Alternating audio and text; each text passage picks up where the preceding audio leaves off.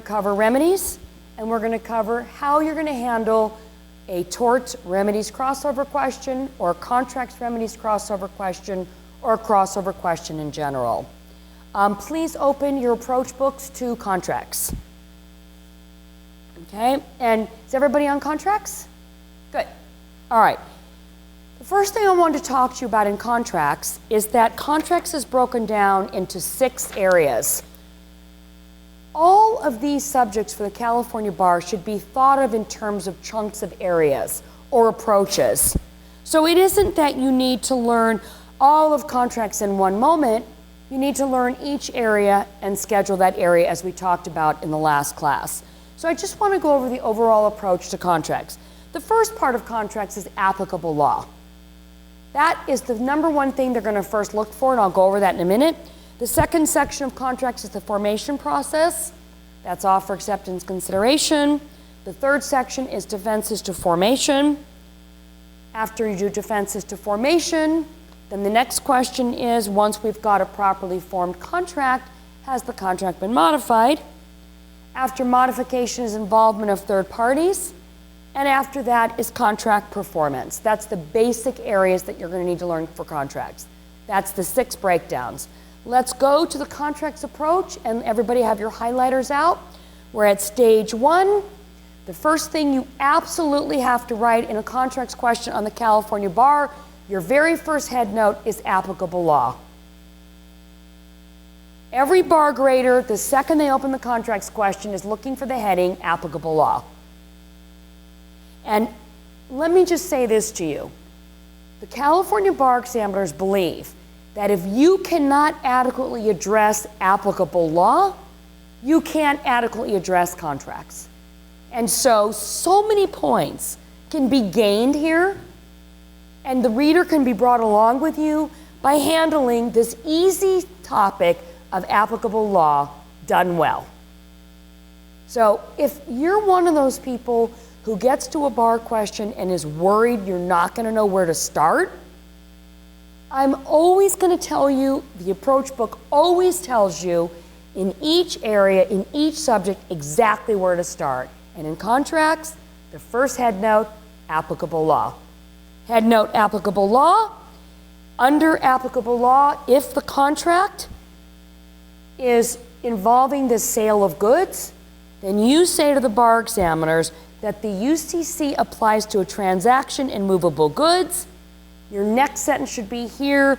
Jones' contract with Motors was for the sale of bolts. These are good. Therefore, the applicable provisions of the UCC will apply here.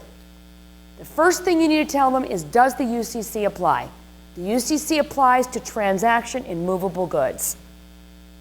Once you have a transaction in movable goods, your next head note should be whether the parties are merchants. If the parties are merchants, i.e. they regularly deal in these type of goods, then those provisions of the UCC that apply to merchants will apply here. The only other head note that should go here is if the contract is for services. If the contract is for services, then the common law applies. You can kill this bar exam with a smooth, applicable law beginning in contracts. We've just raised your scores. If you butcher this, the bar examiners feel if you can't tell them which law applies and do it cleanly, you're probably not going to be able to handle more sophisticated issues. So, applicable law is your first heading. You've just knocked that out of the park. We're ready to rock and roll. We're ready to go to your next heading. Next heading is head note. It's the formation process, but the head note should be validity of contract. So every contracts question I see on the California Bar should start with applicable law as the first head note. Second head note should be validity of contract. And under validity of contract, there are 2 types of bar questions. Type of bar question number 1 is formations not at issue. How do you know if formation's not at issue? Formation's not at issue in bar questions that tell you Jones and Motors just entered into a validly formed agreement to sell bolts. And of course, tonight's question is, the contract's question is Jones and Motors, and that's why I refer to it. You know that a contract's formation's not at issue when they tell you the parties have agreed. And in fact, let's take a look at your question and answer book. So everybody pull out your question and answer book, volume 1, and let's turn to a couple of contracts questions, and let's see if we know where there's at issue. So, let's take a look at contracts question 6, Owens and Carter. And that question says, what are Carter's rights and liabilities discuss? And reading that question, Bob, read me the question beginning. Bill, you read me the question beginning. You don't have your question book? Oh my God, always bring your approach book, your question and answer books, volume 1 and volume 2, always, to every essay workshop. Okay, and how about you, Almas? Do you have it? Oh, yay. All right, what does it say?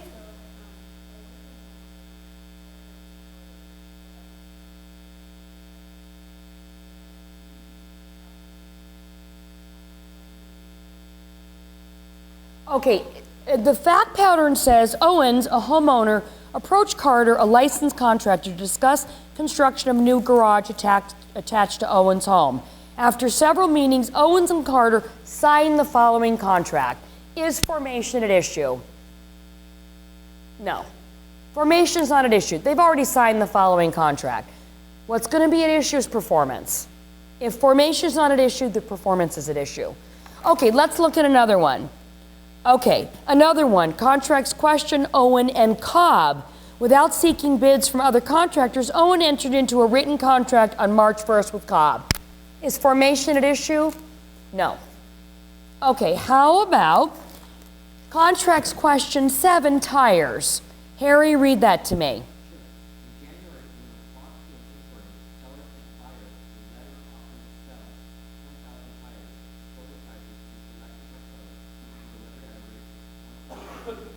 Okay, so in January, in response to an inquiry, sellers sent buyer a letter offering to sell 10,000 tires, assorted size to be selected by seller and delivered at the rate of $1,000 each month for 10 months.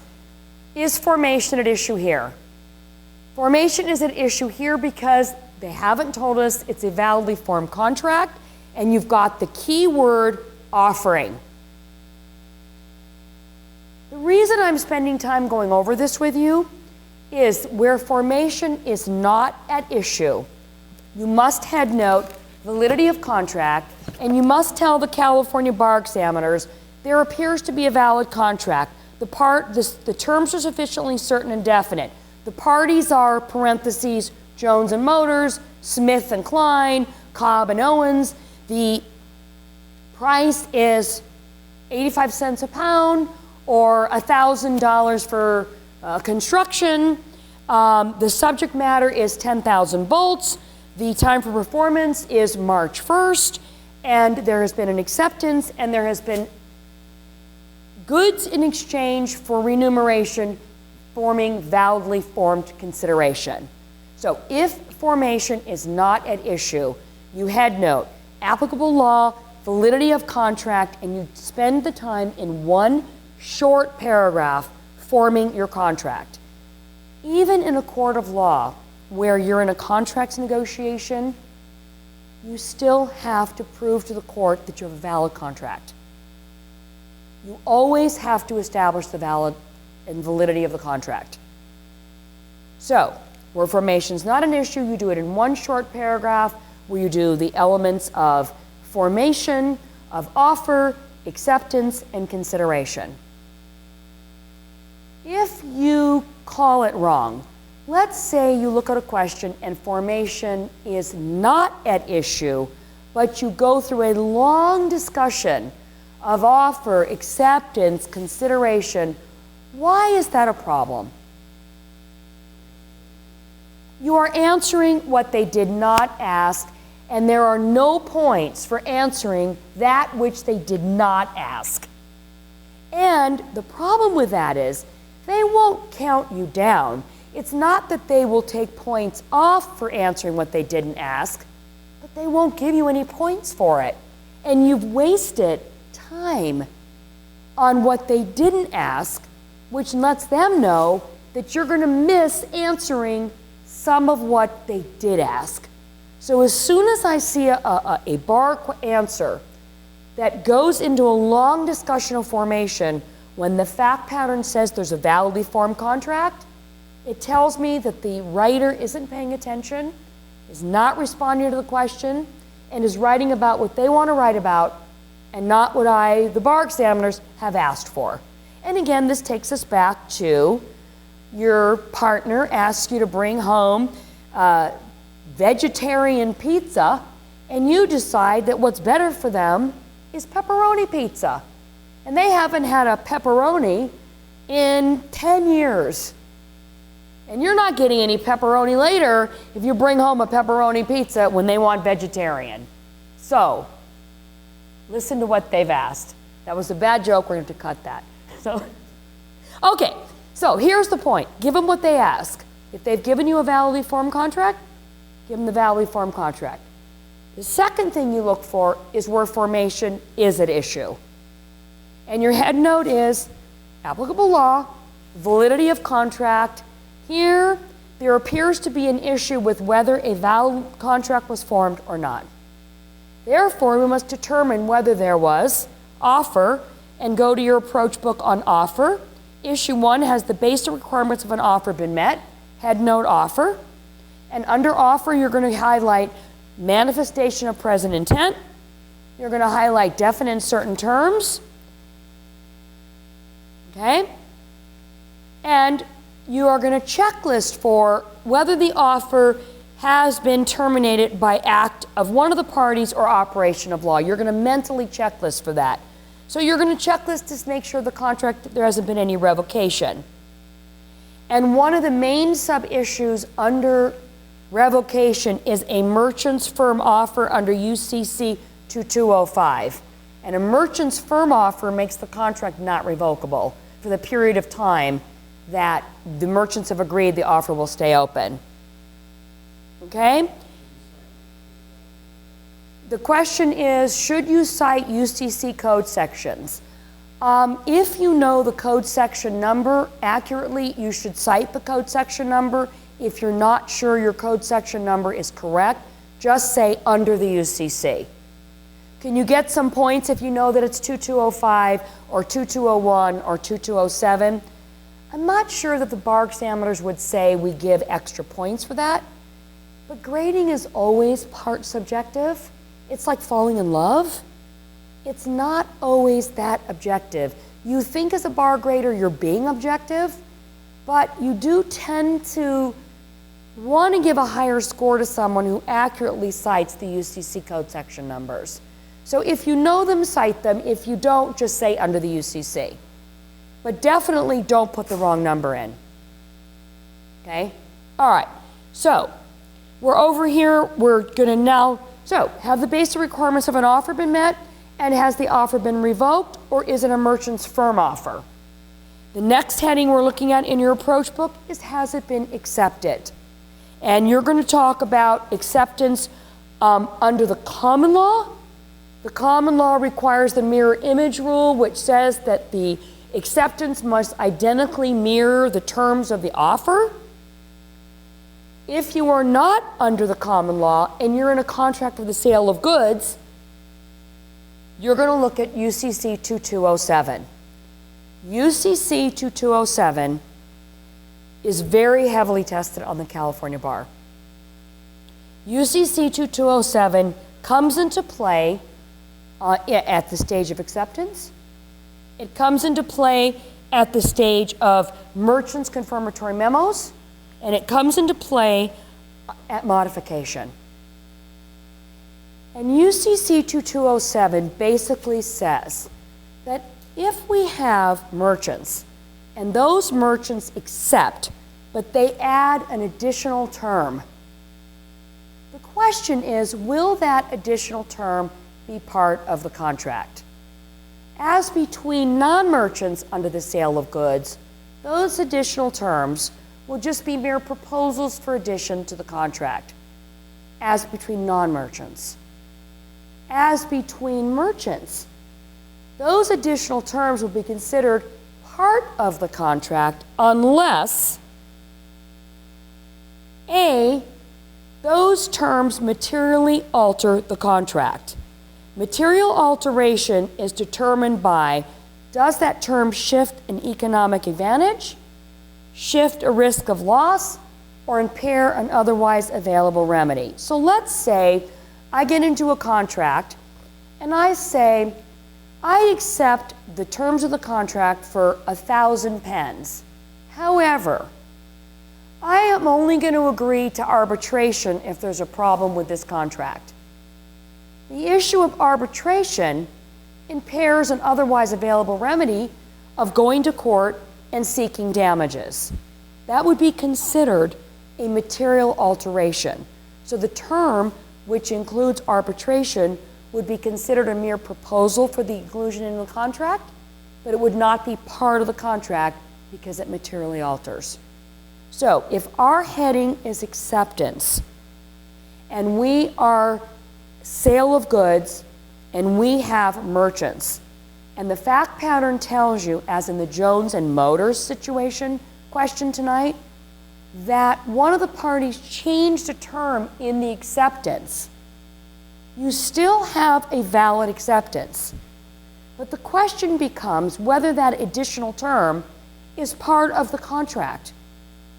It is part of the contract if it doesn't sub-head note materially alter the contract.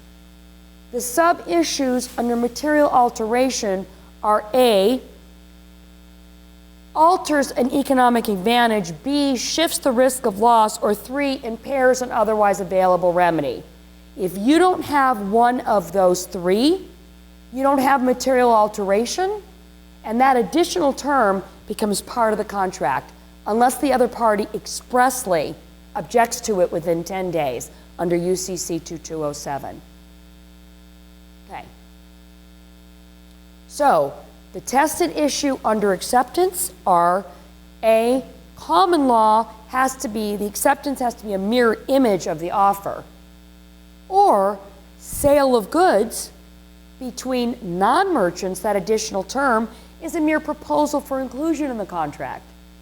As between merchants, that additional term under UCC 2207 will become part of the contract unless head note, sub-issue, material alteration, those 3 elements I gave you, impairs a remedy, shifts the risk of loss, alters the economic advantage. If one of those exists, it will not, that additional term, become part of this contract. If one of those does not exist, the conclusion is it doesn't materially alter the contract and therefore will be included in the contract. UCC 2207 comes into play on the acceptance stage, comes into play on merchants' confirmatory memos, and comes into play on modification. There's 3 places that can test it on your California Bar contracts question. Okay, now, communication of acceptance, not very heavily tested, don't care. People don't have problems communicating their acceptance. And we're only talking right now on the essays. We're not talking the multiple choice. We're just discussing the essays. Now, once we have an acceptance, there might be an issue of what is the proper manner of acceptance. Highlight bilateral contracts are contracts where there is acceptance, the parties, an offer requires acceptance by return promise. So, you promise to ship me 1,000 pens, and I say, okay. Or unilateral contract, which is a promise in exchange for performance. Okay? So I say, I'm going to ship you 1,000 pens, and the acceptance is actually when I've shipped the 1,000 pens and not my promise to ship.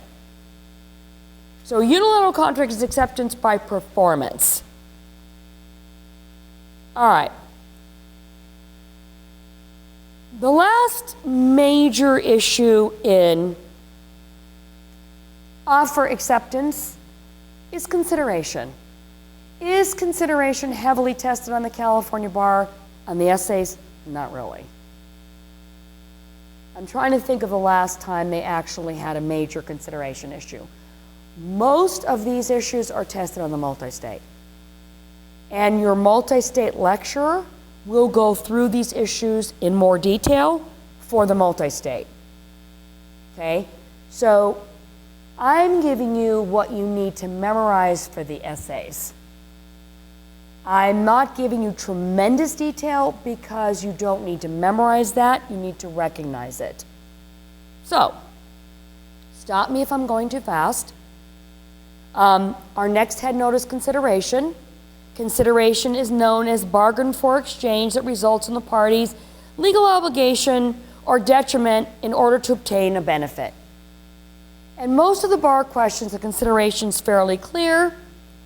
And this is not a heavily tested issue. Occasionally, once in 1,000 years, there'll be an issue of promissory estoppel, which is the whether there's been a substitution for consideration. This is your law school where somebody says to someone, if you come and take care of me in my elderly years for 10 years, I'll give you my house. And then there's a question, if you've taken care of somebody in their elderly 10 years and then you don't get the house, whether that was adequate consideration and whether there is promissory estoppel because there's detrimental reliance. That's more of a law school type of an exam than I've seen on the bar exam, to be frank with you. Okay, now, stage 1, basically applicable law. Stage 2, validity of contract, where formation is an issue or where formation isn't an issue. If formation is an issue, it's offer acceptance consideration. The points are in offer, whether there's intent and certainty and definiteness of terms. The points in acceptance are common law mirror image, merchants, UCC 2207. Other than that, not a lot going on here. So you've already gotten a higher score in your contracts essay because I've taken out all the noise. All the noise. What I've just given you is pretty much where the points are and what they test and what they're looking for. Now, once we know that we've got a validly formed contract, the next question is, of course, because we're lawyers or law students, are there any defenses to formation? So we've got a formed contract, but our next major heading is defenses to formation. And under defenses to formation, the heavy hitter here, the big points, is statute of frauds. Very heavily tested. Very heavily tested.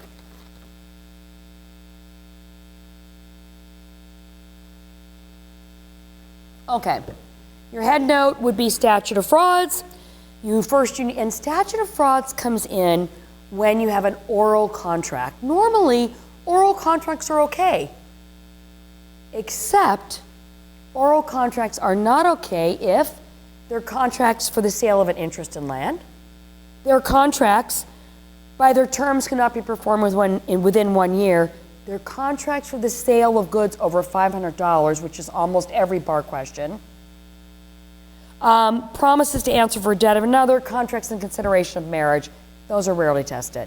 The ones that are tested are contracts for the sale of an interest in land, it can cross over in real property, contracts that cannot be performed within 1 year, and contracts for the sale of goods over $500. Contracts for the sale of goods over $500 must be in writing. Okay? So, in order to satisfy the writing requirement for the bar examiners, for the statute of frauds, you have to have the identity of the parties, subject matter, essential terms and conditions, and signature of the party against whom enforcement is sought. Initials and printed letterhead can be considered a signature. So the question is, let's say you have an oral contract and it's for sale of goods over $500. The question becomes, does anything take this contract out of the statute of frauds? And the head notes are detrimental reliance, oral sale of goods. Contracts for the sale of goods may be enforced. So I say to you, I'm going to sell you 1,000 pens. I call you, you call me back and you say, great, I accept. The only way that oral contract is going to be enforceable is if you have a merchant's confirmatory memo under UCC 2201. Because business people call each other, write each other, phone each other all the time. What merchant's confirmatory memo allows you to do is it allows you to confirm the terms, take what you have agreed to orally and convert it to a writing. And so the issue that comes up is if we have an oral contract for the sale of goods over $500, it will not violate the statute of frauds if it's followed by a merchant's confirmatory memo. For a merchant's confirmatory memo under 2201 to apply, A, both parties have to be merchants. 2, a writing confirming the contract is sent and received within a reasonable time. 3, the party receiving it has reason to know of its contents. How this is tested on the bar is it tells you that A sent this letter to B confirming the agreement, and it sat on B's desk for a month and B never opened it. And the question is whether 2201 applies, and the answer is it does apply because the merchant had reason to know of its contents. It arrived, it sat on the desk, he or she didn't open it, they're going to be charged with the responsibility of having opened it, and the merchant's confirmatory memo should apply. And the last requirement is the recipient does not object to it within 10 days. Now, here is where you get a mix between 2207 and 2201. Because you'll have a merchant's confirmatory memo that will confirm the terms of what the oral agreement was, but add additional terms. So the merchant's confirmatory memo will say, yes, you and I agreed that I'm going to sell you 1,000 pens. The date for delivery is going to be Christmas. We're going to have on the pens, Santa Claus is coming to town. Come to Joe's Bar and Grill for your free hot toddy. And then you add into the merchant's confirmatory memo, and by the way, the risk of loss and the risk of shipment is going to be shifted to you. So if this shipment doesn't arrive, if there's an accident, if there's if the pens come broken and the ink is leaking, I'm shifting the risk of loss to you. And that brings in a UCC 2207 problem because you've added additional terms into the merchant's confirmatory memo. Bar tests this all the time. So make sure you look at that merchant's confirmatory memo and see whether you've got an additional term added in. And then if an additional term is added in, you've got a 2207 problem, which is, as between merchants, does the additional term materially alter the contract? And the tests for materially altering the contract are the same we just went over: shifts the risk of loss, impairs an otherwise available remedy, or shifts an economic advantage. If it materially alters, that additional term will not be part of the confirmatory memo. If it doesn't materially alter, that additional term will be part of the merchant's confirmatory memo and will be part of the contract. Okay? So,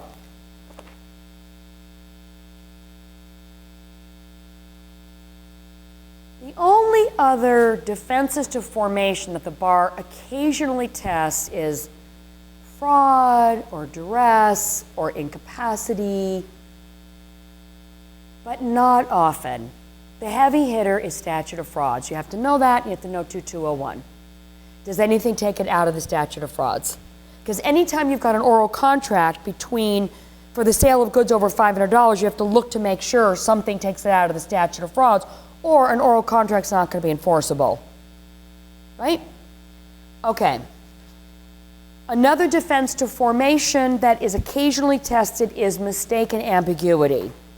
Mistake, if there's mutual mistake, both parties make the mistake, or if there's unilateral mistake. In tonight's question of Jones and Motors, the secretary or the person that was doing it made a mistake and put in the wrong number and the wrong amount. I think she typed 90 cents instead of 91 cents.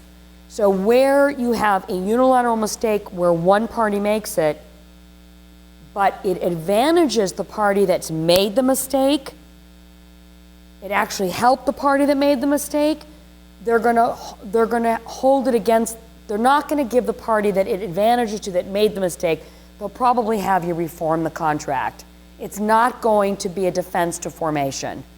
You're gonna raise it, but it's not gonna win, okay? Okay, another area that is tested on the bar, rarely but heavily. Rarely meaning it's tested about every 5 years, but if they test it, they like it, and it's worth a lot of points. And that's parole evidence. So you need to know it, but it's not that you should expect it. But if it was me, I would learn it well, because when they do test it, it could be 15 points. And a lot of people don't pass or fail the bar by 15 points. In fact, most people are in a pretty tight margin of error. So, parole evidence, the first heading on parole evidence is the real issue with parole evidence is whether the contract document was meant to be a full and final integration of the parties' bargain, okay? The first heading is the writing intended as a final expression? Intent is a question to be determined by fact. You look at the face of agreement and you look at relevant evidence. And you make a determination if the writing is meant to be a full and final expression.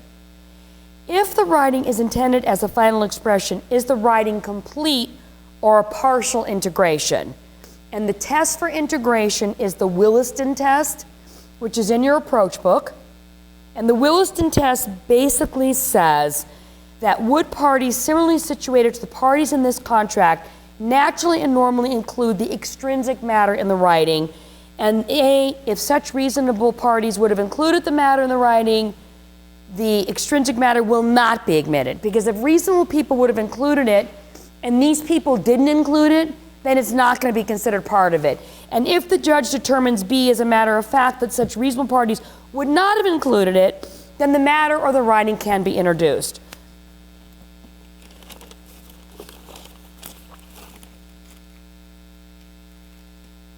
Okay.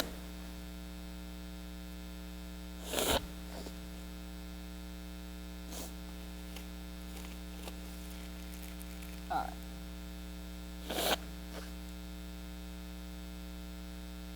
Okay, good. Now, the next stage that's very heavily tested. So stage number one is, do we have formation, a valid contract? Offer, acceptance, consideration. Do we have a valid contract? Yes, we have a valid contract. Has any defenses to formation kicked in? Okay, no defenses to formation have kicked in, or we've overcome those defenses.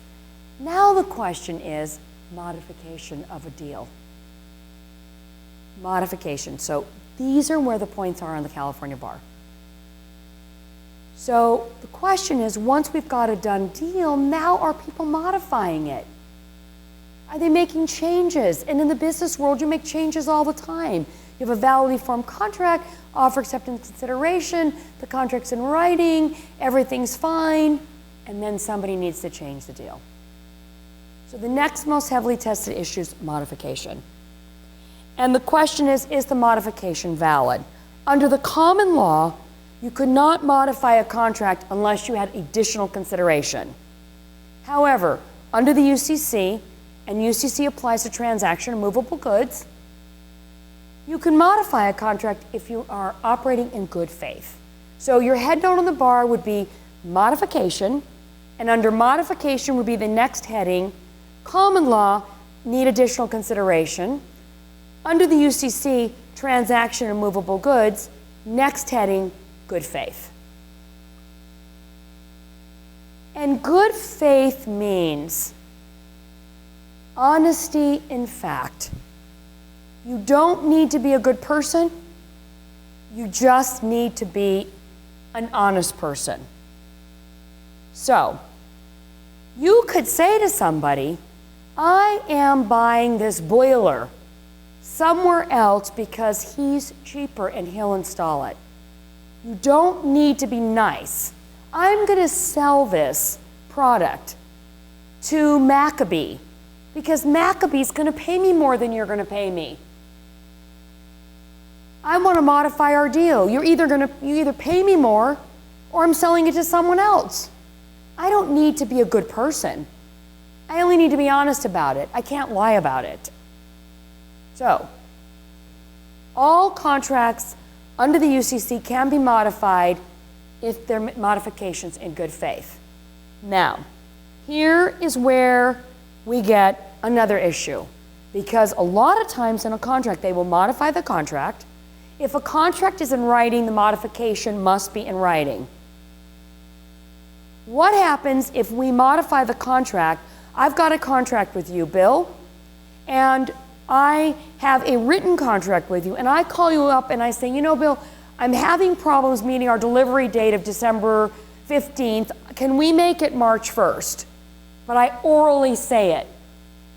Then the sub-issue comes in, statute of frauds, because you have an oral modification, and if a contract has to be in writing, so must the modification be in writing.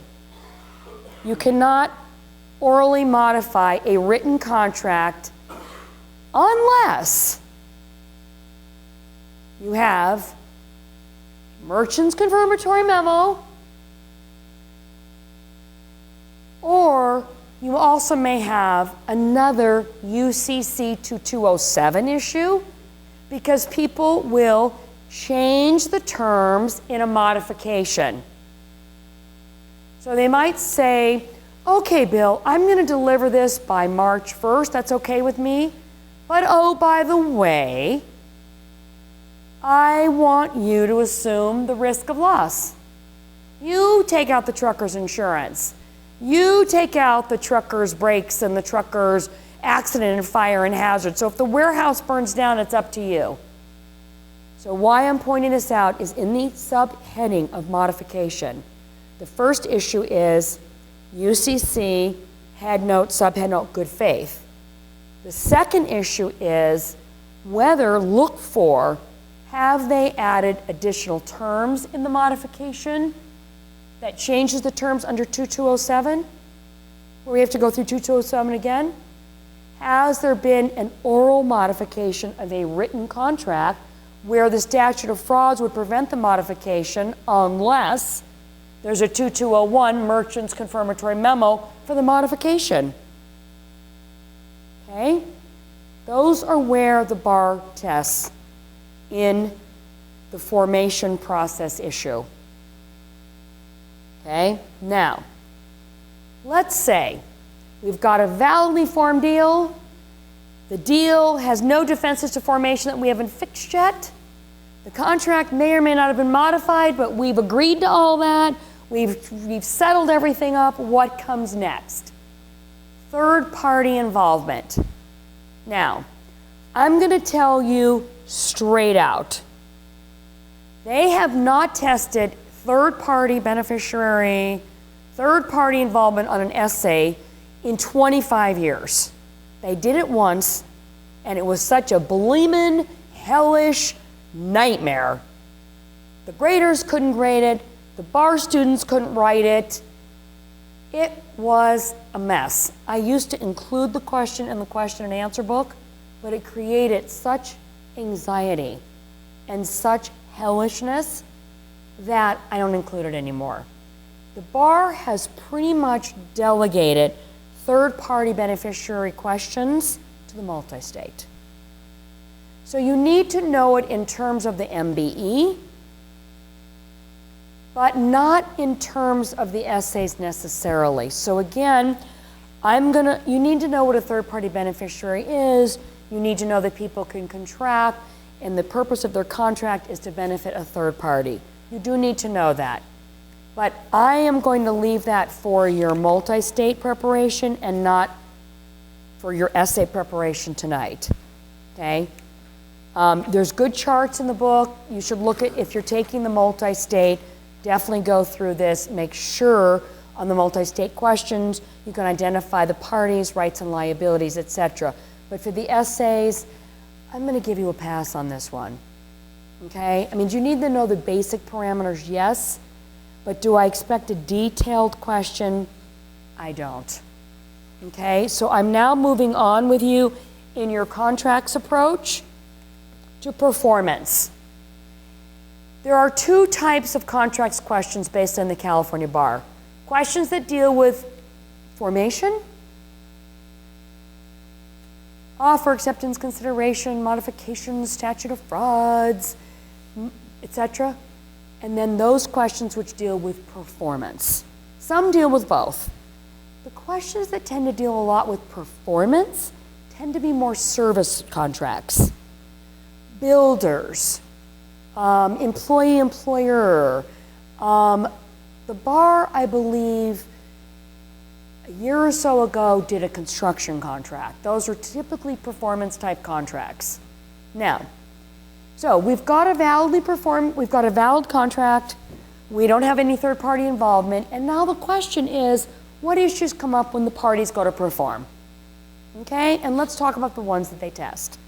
The ones that they test when the parties go to perform, the first thing you need to know is sort of the foundational issue of conditions, foundational issue of a condition precedent is a contingency that must occur or be excused before a party's own performance is due. A condition concurrent is one that must occur simultaneously with a party's performance. And a condition subsequent is one that matures after performance. So it occurs and extinguishes an already mature duty to perform. That's a little foundational. What they really test on this bar, are there any excuses for conditions? Okay, an excuse for conditions is, one, the most heavily tested one is anticipatory repudiation. Anticipatory repudiation, turn to that in your approach book. Excuse by anticipatory repudiation, very heavily tested. You could see it in the Jones and Motors question tonight. The Jones and Motors question tonight, one of the parties says, I cannot deliver this product to you by this, or I'm not going to. Okay? So if you have, and the question we're talking about is Jones and Motors in your contracts section of your question and answer book. Okay, it's called Jones and Motors, and it's in the contract section. So the question with anticipatory repudiation is where a party actually says to you, I either am going to sell these bolts to someone else because they're paying me more, or I'm not going to perform to you. I am not performing. And that's before performance is due. That's known as anticipatory repudiation, and the aggrieved party may, number one, and you need to write this on your bar exam, await performance for a commercial and reasonable time, treat the contract as terminated under 2703 and resort to remedy for breach, try to save the contract by insisting the other party perform, 2611, or suspend your own performance. Anticipatory repudiation is when one of the parties says, I'm not going to perform. Okay. So, on the bar exam, you have to give them the prong test. Wait for commercial and reasonable time, treat the contract as terminated and sue immediately, try to save the contract, ask for further assurances, and suspend your own performance. Hit it, hit it, hit it, hit it. Now,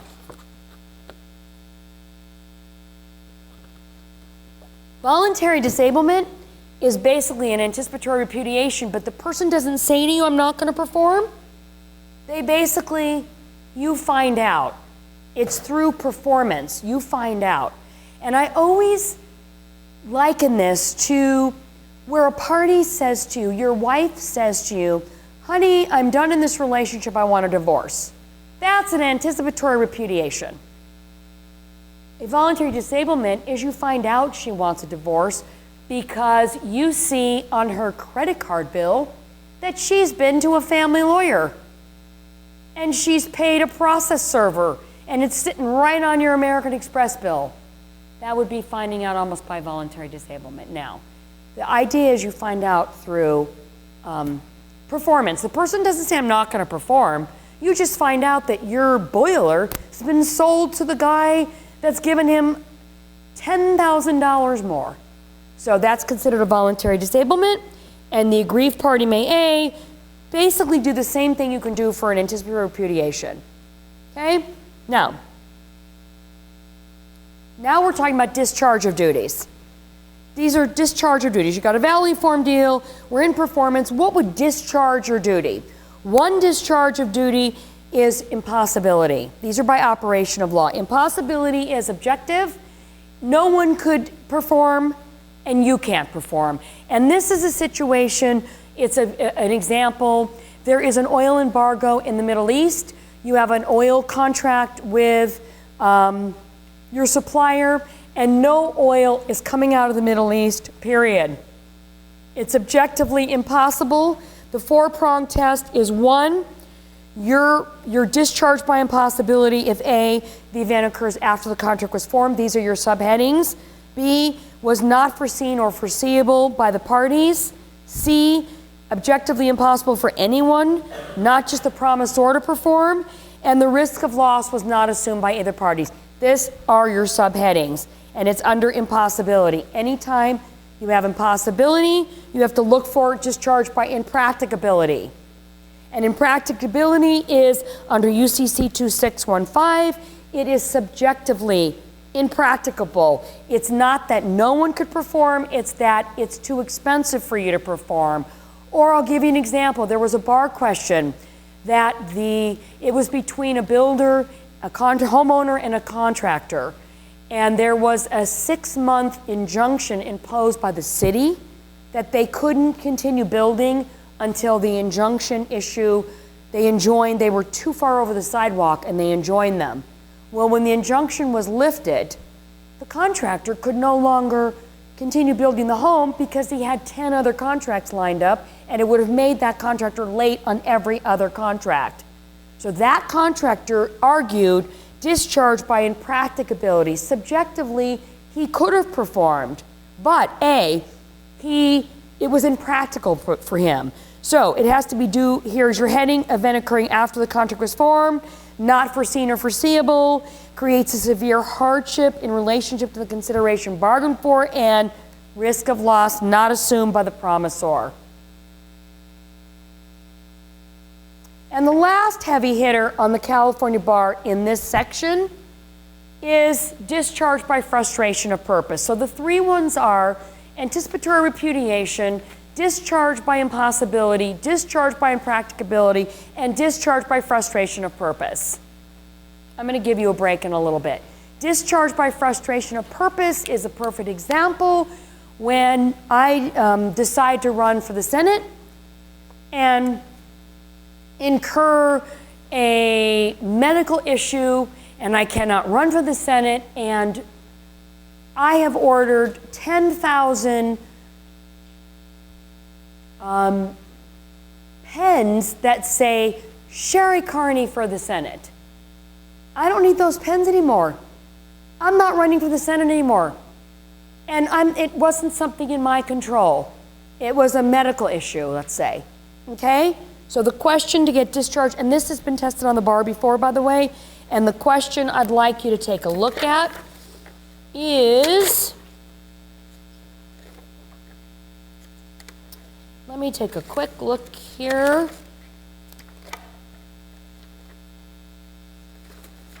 Let me look at my table of contents. That will help me.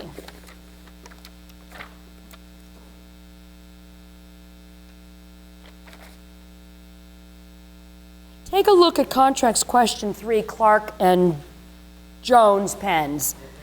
Contracts, it's on page 20 of the question book. Page 20 of the question book. Take a look at contracts question and, okay? And take a look at this question. Everybody take a quick read. He's a wholesale distributor of office supplies. He operates, one of the other parties operates a novelty supply company. They've got a contract. There's a merchant's confirmatory memo. He telephones him and tells him, rather than, I don't know if that's my question. Wait a minute. Switches order to the other distributor. Yeah, no, you know what? That is not my question that I'm looking for. Oh, yeah, it is. Sorry. It is my question. Okay. On July 30th, Clark ships the first 15,000 pens. On August 2nd, Clark accepted Jones's payment. On August 10th, Jones writes to Clark canceling the second half because Davis has withdrawn from the senatorial race due to poor health. When he received the letter of cancellation, Clark had not yet ordered second shipment, etc. Big issue here that everybody missed was frustration of purpose. Okay? Does he have a defensive discharge of frustration of purpose because the person is no longer, due to something unforeseeable, not able to, purpose of the contract was known to both parties at the time.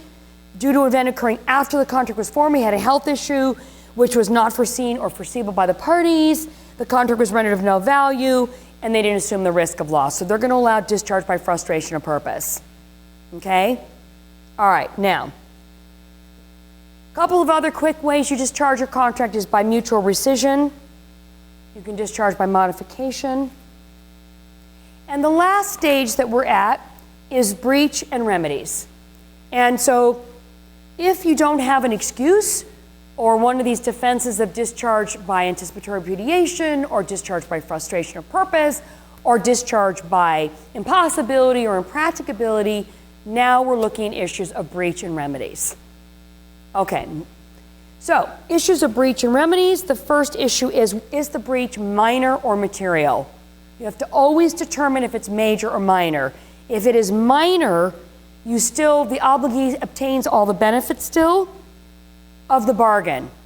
In other words, you can't have a situation where I ask one of you, you're a contractor and you build a whole house for me, and the garage is too short and I can't fit my car in, and part of our contract says I may have to make sure that this garage is long enough because I want to fit my huge Toyota Tundra, mega fire red huge truck, and the garage isn't long enough.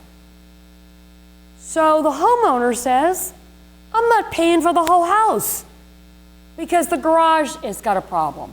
And to fix the garage would be $10,000. That would be considered a minor breach. And under that minor breach, what would happen is that the breacher can recover for the contract price minus damages or the party's cost to mitigate. So if the contract price for the house is $400,000, I can recover the $400,000 minus the $10,000 to extend the garage to fit my big Toyota Tundra 8 miles per gallon truck. Okay? That truck's the bomb, so it's worth it. So, okay. Consequences of a minor breach. That's one example. Consequences of a material breach. Take a look at this in your approach book. You have the non-breaching party has the duty to mitigate. Under UCC, you have the duty you must cover. So, for example, in tonight's contracts question, where he said that he could not deliver the bolts, there is an obligation for the cost of cover between, he couldn't deliver the bolts within certain months. There were 2 months where he could not, there were 2 months he couldn't cover, but once he could cover, he had an obligation to cover. And cover means you need to go out and find a replacement substitute for the goods and items that you need. Okay, that pretty much wraps it up for contracts. What I'm going to do next is I want to show you how to do, I'm going to go over very briefly contract remedies, tort remedies, and then I'm going to show you how to do a crossover question. I'm going to talk to you. Remedies is one of those subjects that students taking the California bar can get 50s and 55s on if they don't know how to handle a remedies crossover. So after the break, we're going to talk, I'm going to do quickly tort remedies, quickly contract remedies, and then I'm going to show you how to do a question. We're going to take a break. I'm going to tell you right now. Everybody take this down. All remedies questions are crossovers. All remedies questions are crossovers. If you know that, you will not get a 50 on a question, again, that's a remedies crossover. Some people are in the class this time or online this time because they did not know that a remedies question is always a crossover. You don't get to remedies unless you have a substantive invasion. So, like tonight's question, the call of the question said, what are Jill's remedies, correct? What are Jill's remedies? So 30% of the state of California wrote Jill's remedies. And they retook the bar exam again. Because in order to have remedies, you have to have substantive rights. So one of the first writing techniques I want you to get used to in a remedies crossover, whether the call says, what are Jim's remedies? Whether the call says, what are A's rights and remedies? Or the call says, what are the legal and equitable remedies? They're all crossovers. And the way you set it up is this. A versus B. And you tell them what substantive area you're in. Are you in torts? Are you in contracts? And if it is A versus B, you do the rights. Always do the substantive rights first. In every single remedies question, even if they say, what are Jill's remedies? And that's the only call they give you, you're going to go A versus B, or let's just say Jill. We'll just do Jill right now for a second. Jill versus Dan. Tort rights. Okay? Even though the call is asked for the remedies, we'll repeat the call of the question. What, if any, what are Jill's remedies? But we're going to say, in order to determine what Jill's remedies are, we must first establish what Jill's substantive rights are. And we're going to say tort rights, and the tort rights period and section is all about strict liability, negligence, nuisance, any tort invasion. So 50% of your points are substantive torts. And then it'll be Jill versus Don, or Dan. Remember if it's Dan or Don? Don, okay. Jill versus Don. Under Jill versus Don, it's going to be tort remedies. So when you start your outline of the question and you see it's a remedies crossover, you take your piece of paper, you go this way. Column number 1 is Jill versus Don, tort rights, defamation, invasion of privacy, whatever those torts are. And the second column is Jill versus Don, tort remedies. 50 points here, 50 points here, okay? If you only discuss the remedies, you're losing 50% of your points. Common mistake. I've seen it a ton. Okay, now, if it is tort remedies, I'm going to go over your tort remedies very quickly with you. The main foundation of tort remedies is damages, restitution, and injunction. Okay, so the formula is Jill versus Don tort rights, battery, defamation, negligence, substantive, 50 points. Jill versus Don tort remedies, had no damages, had no restitution, had no injunction. 1, 2, 3, 4, 5. I put $5 down. Okay?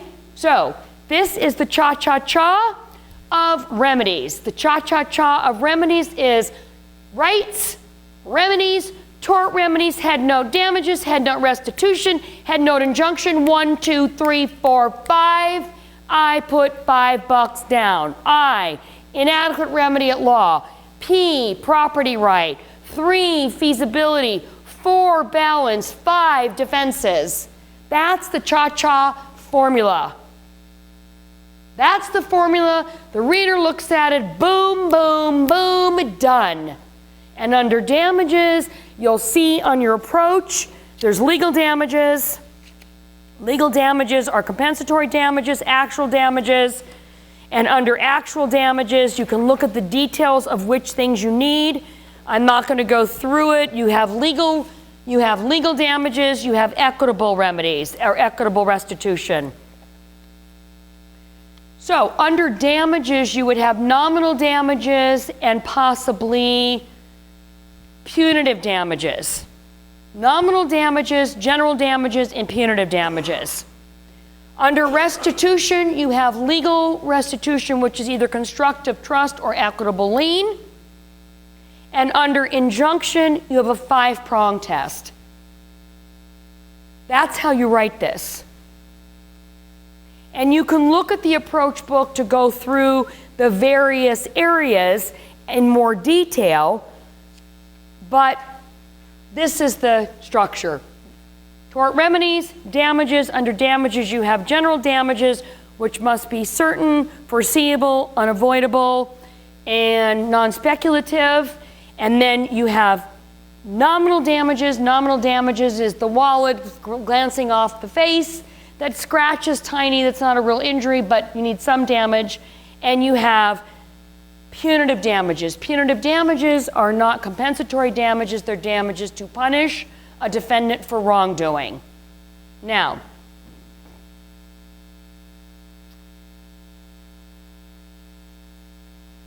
under restitution, you have constructive trust or equitable lien. And under injunction, inadequate remedy at law means that money damages are not enough. Inadequate remedy at law means money isn't going to solve the problem. Maybe you have multiplicity of suits. Maybe it's a unique piece of property or an antique or a painting. Money's not going to do it. Property right. They've extended property right to include a lot of things like reputation. Feasibility. Is it feasible to stop the defendant from doing what they're doing? Is it feasible to enforce this injunction? Can the court enforce it without overreaching, without it consuming too much of the court's time? Balancing.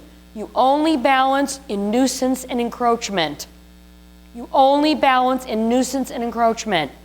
And defenses. Defenses like equity will not enjoin speech, or defenses such as unclean hands and latches. Okay? Now, this is the fast cha-cha on this one. Let's talk about contract remedies. Let's say our call of the question is Charles B. Winters. And the issue is contract rights. Okay? And here is going to be our applicable law, validity of contract, performance, damages, breach, our full contracts analysis. And over here is going to be Charles B. Winters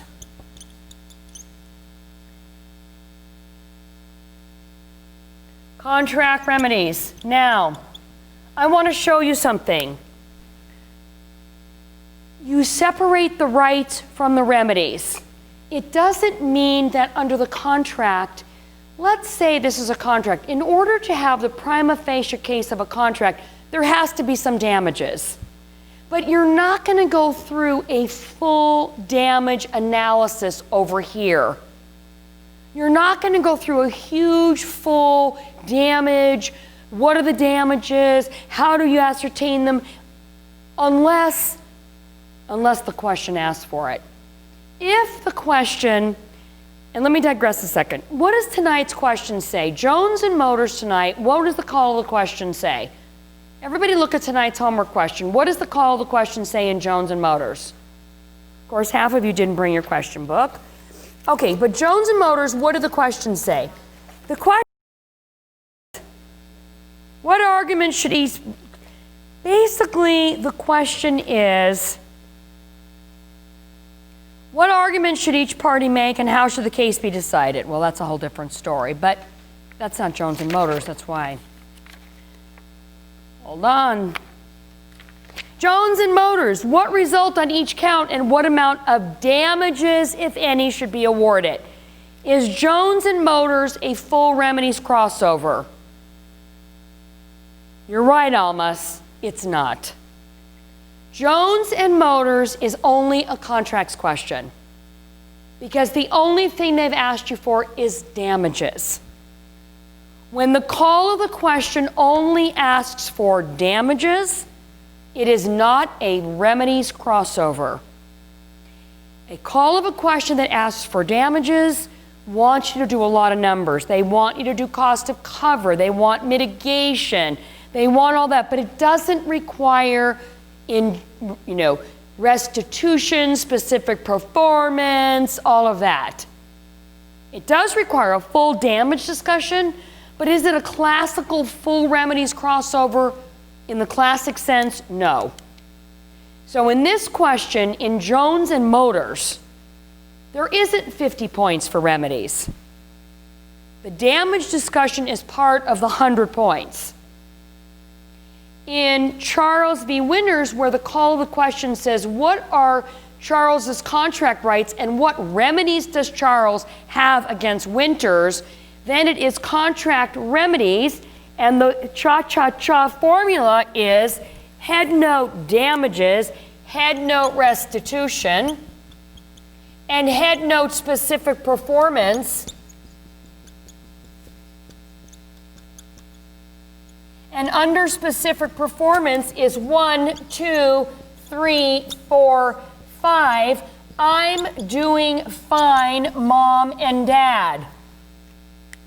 And the I under specific performance is inadequate legal remedy. The D is for definite and certain terms on the contract. The F is for feasibility. The M is mutuality, which is they must be able to require specific performance of both parties. And the D is defenses. So, in a full, true contracts remedies crossover, 50% rights, 50% remedies for points. Never mix the two.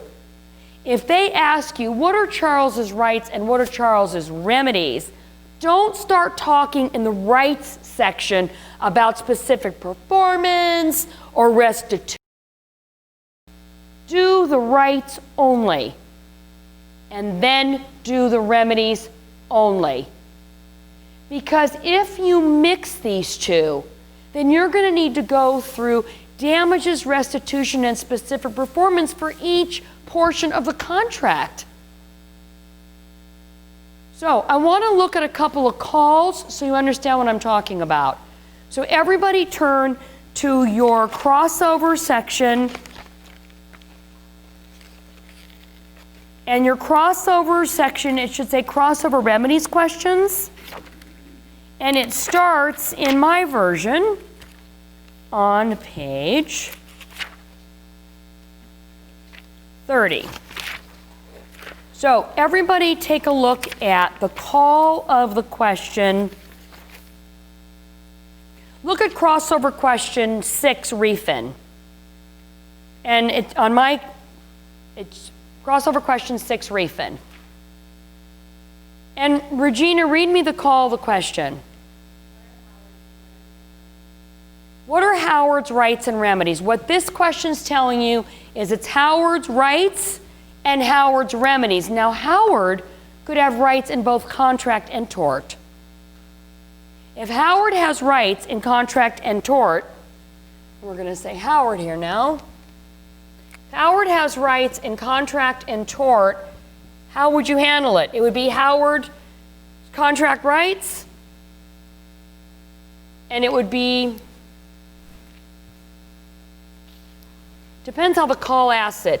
I would probably do Howard's contract rights, Howard's contract remedies.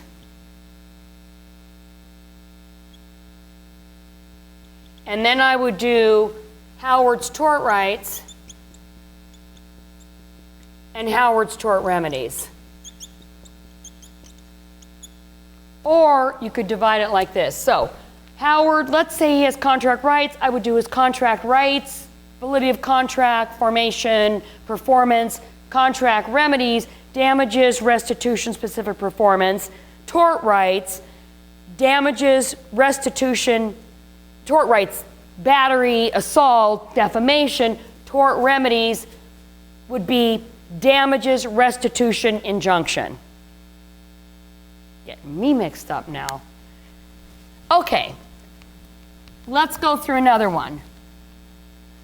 Let us take a look at what would you do with a call of the question that says,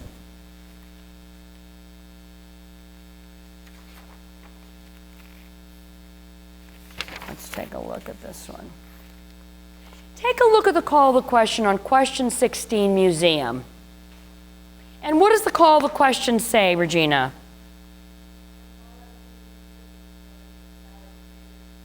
So the call of the question says, can Paula obtain specific performance of Sally's agreement to sell Paula the painting? The call of the question asks for specific performance. What do you now know from BarWinners that if you only address specific performance, what's going to happen to you? You'll probably get under 50 on this question because there's an entire fact pattern. And you have to say to the bar examiner, in order to determine whether Paula can obtain specific performance of Sally's agreement, we must first determine whether Sally has any substantive rights, head note, contract rights. And Sally could have contract rights and tort rights. But the fact they asked for specific performance is probably in contract. Let me take a quick glance at this. Well, no, because Sally accused Paula of deceit. What is deceit? What's deceit also? Misrepresentation, which is a tort. So you could have, Paula could have rights in both tort and in contract. If she's going to get specific performance, it's likely to be in contract because that's a contract remedy. But let's see if they ask him anything else. Explain she had not disclosed the identity, orally agreed to sell 3 paintings. Let me see something in here. Okay. I just want to take a look at one thing. So take a read of this question. Read Crossover Remedies question 16, museum. Take a few minutes and read that.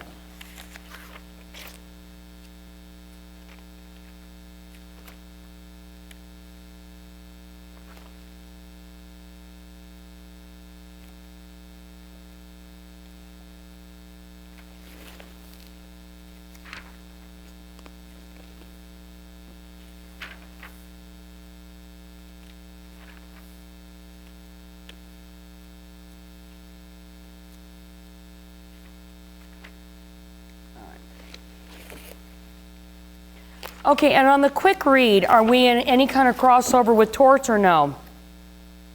You're not done reading, okay.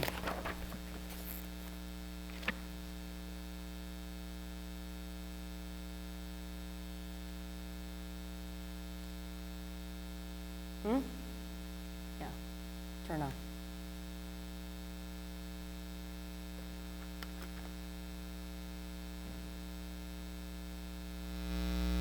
Okay, having read the museum question here, which is crossover question 16, are we in contracts crossover or tort crossover or both?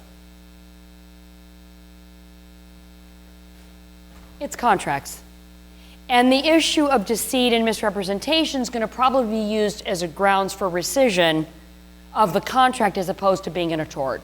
So this question is a contracts remedies crossover. 50% for the contract substantive, 50% for the remedies, even though the call asked only for specific performance. Okay, let's look at one more. Okay, let me look at one more crossover. Kind of the same issue. Take a look at crossover question 13, Chemco. Crossover question 13, Chemco, and read me the call, Lance.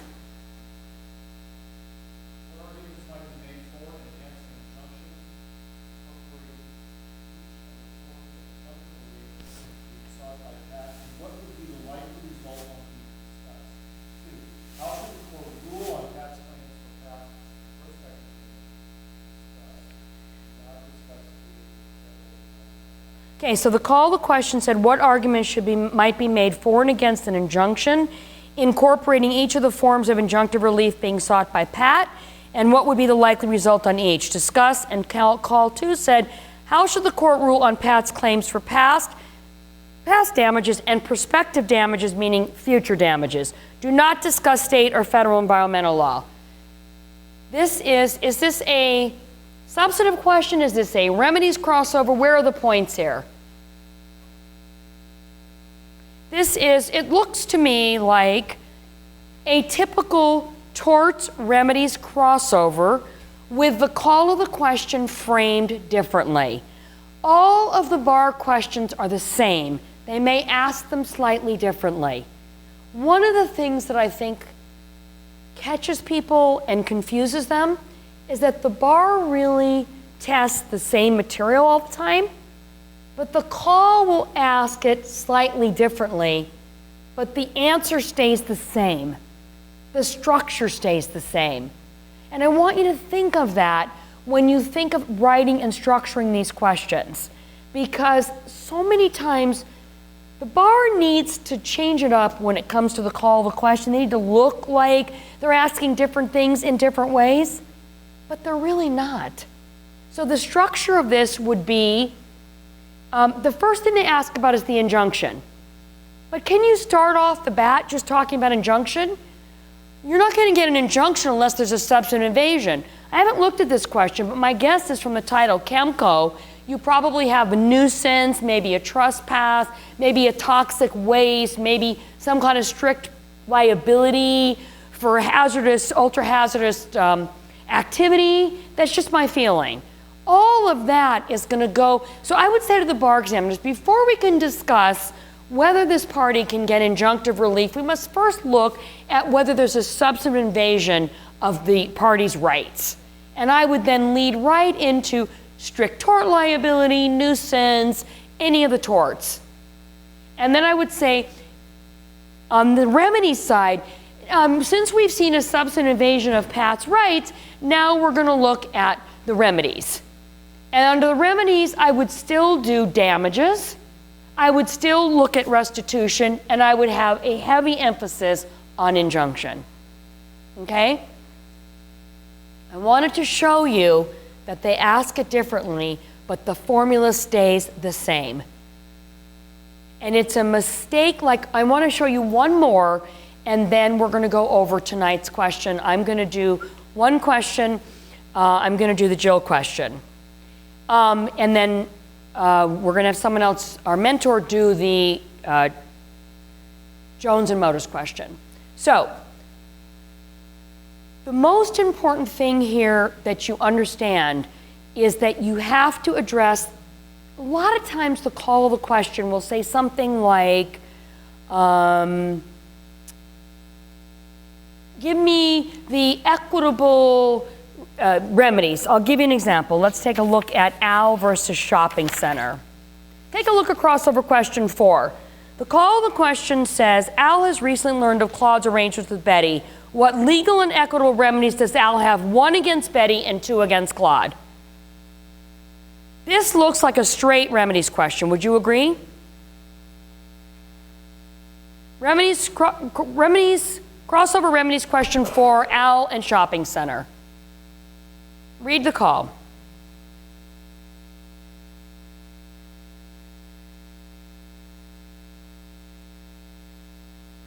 Now, because this call of the question asks for more remedies, there might be more points here on remedies.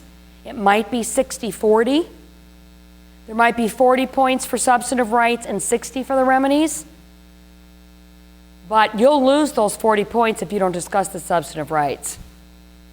And I know from this question, I'm reading it really quickly, Al probably has rights against Betty in both contract and tort, because she misrepresented that she didn't have the deed.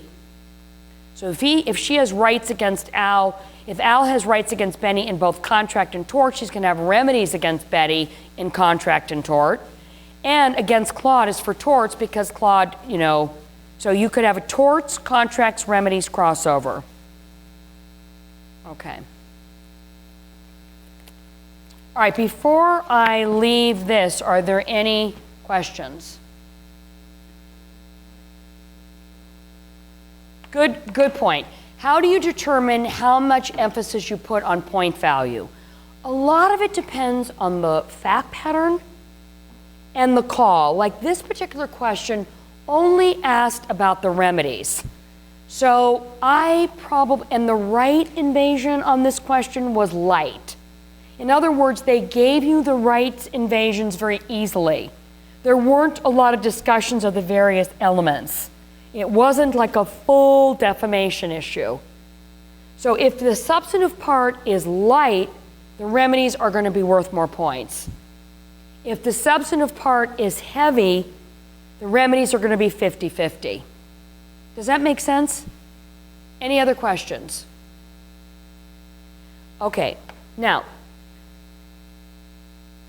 I'm going to go over I want to talk to you a second before I go over the Jill question about how I have a study tip for you. Are you ready for a study tip? A nice break for a study tip? Yes? I want to talk to you about how you use the BarWinners cut sheets that we give you. We give you, for the in-class, we give you the cut sheet. We give you cut sheets for your study group questions or answer sheets, and we will give you cut sheets for simulated exams. So you'll take your simulated exam and we'll give you the cutout of the answer. And in the cutout of the answer, we follow the BarWinners approach and we show you how it should be done, which I like because a lot of programs just give you the bar released answers, but it doesn't teach you how to do it. And the bar released answers don't seem sometimes to have any kind of formula to them. It's like sometimes the bar just liked this one answer because the person was analytically really spectacular, but there's no format or structure. And the hard part about no format or structure is it's hard to duplicate it. In other words, if you don't have a structure or a system, you can't repeat it. And we want you to have templates and a structure and a system so that you have control over the content and how you're going to present it. And this approach format is set up so that you have control in how you're going to present it when they present you with some of the same issues. So I wanted to talk to you about a study guide that I think is a really useful way to go, and that's going to help you a lot. What I want you to do is, let's say we gave you the in-class question tonight, which we did, and we gave you Jill versus Don, right? And you did your own answer. What I want you to do is, the way to learn how to do this better is to take a piece of paper on your computer screen, and on the first column, I want you to really do in detail what you had in your answer. I want you to have in detail what your issues were, what your sub-issues were, what your elements were, what your rules were, what your sub-rules were, what facts you quoted, and what your analysis was. And then in column 2, I want you to do a summary of the cut sheet and what the cut sheet had for issues, major issues, and what the cut sheet had for sub-issues, and what the cut sheet had for rules, and which facts the cut sheet quoted and which conclusion. I want you to even look at the cut sheet, the order we gave the issues in. Why did we go in a certain order? And then I want you to compare column 1 with column 2 and use red ink, draw lines. I want you to compare what you did to what the cut sheet had. This is how you're going to learn how to improve and fix what you're doing. For example, I already know that at least 2 people in here, and probably many of the online students that are attorneys, have a conclusionary style. Attorneys are only paid for answers. We're not paid to share our thinking process, right? Our clients don't want to necessarily pay us to explain to them how we got someplace. They want to know if they're going to win or they're not going to win. They want to know what the outcome's going to be. So as attorneys, we're trained to look at answers first. As business people, we're trained to look at the bottom line. The bar hates the bottom line. The bar doesn't give you any points for the bottom line. And so what these cut sheet comparisons will do is many attorneys start with the answer and work backwards. They'll say A can recover against B, and here's why. That tends to be about a 55 to a 60 score. Business people, tech people, engineers, IP tend to want to give the answer first and explain why. The bar gives no points for the answer. There are 0 points for whether you're right or wrong on your conclusion. To get you out of that mindset thinking is to do what you have in your answer for tonight's homework in column 1 and the cut sheet answer in column 2 and compare what we had that was different. Why did we go in the order we did? Why didn't we just start out by saying, can A recover against B? Yes. Done. You've asked me if they can recover, and I've said yes. Next. The key to passing the California Bar essays and performance tests is to compare what you're doing against our cut sheets. Now, will your answer be perfect? Will your answer match our cut sheet exactly? No. You can't write our cut sheet in an hour. But look at the facts we use and quote. Look at the structure. Look at the order. What major issues did you not write about? What facts didn't you use? What sub-issues did you leave out? What bullet points didn't you have in yours that we have? And write them in. Write them in red. Because I'm going to be looking to see if you're doing these comparison charts. We're going to look to see if you're doing this. Because this is your active learning in how you're going to fix any writing issue you have. Okay? It's a huge tip. And it's really for your benefit, and it's kind of fun. If you're in a study group or you're studying with someone else, you can do it in your study group. Hey, let me look at your comparison chart. Have arrows, make comments, highlight. This is how you learn what to give them what they want. Okay? So, especially facts. A lot of times you'll see, hey, the cut sheet used this fact, and I didn't use that fact. I need to use that fact. Where do I use that fact? I got to use it here. All right. We're moving on now to, let's take a look at the Jill question. Jill, it's a crossover question. Crossover question, Jill. I am now going to take a quick look and give you the page. Crossover question. Jill is on page, well, that's the answer, I don't want to give you the answer. Jill is on page 31. In the question book, Jill, page 31. And everybody turn to Jill. And how many of you did this for tonight? Okay. All right. Reading the call of the question. The call of the question says, to what relief, if any, is Jill entitled against Don? Looks like a Remedies question only, right? Okay. So, as we discussed, you always rewrite and repeat the call of the question. So what you're going to write on your answer is, to what relief, if any, is Jill entitled against Don? Discuss.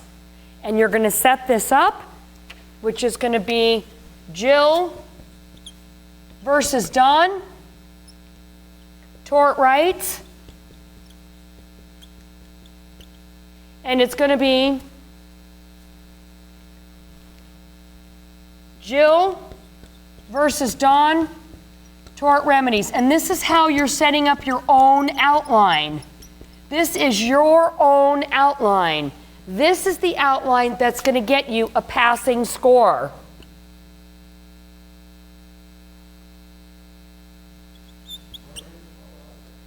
Pardon me? You have to follow this outline because this is going to structure your essay to give you a good, strong passing score. The real problem in Remedies questions is that the student answers are a disaster. They're disorganized, they have rights, they have remedies, they're all over the place, they're hard to read, they're poorly structured. If you come out on your bar exam with a really good structured essay, they're going to love you. Remember we talked about the fact that they take 1 minute to 2 minutes to grade your essay exam? 1 to 2 minutes. If you think they're going to plow through some tort remedies over here mixed in with some rights, so we start with some rights and then we throw in some remedies and then we throw in some more rights, forget it. All of the rights you're going to outline first. We're going to write those first.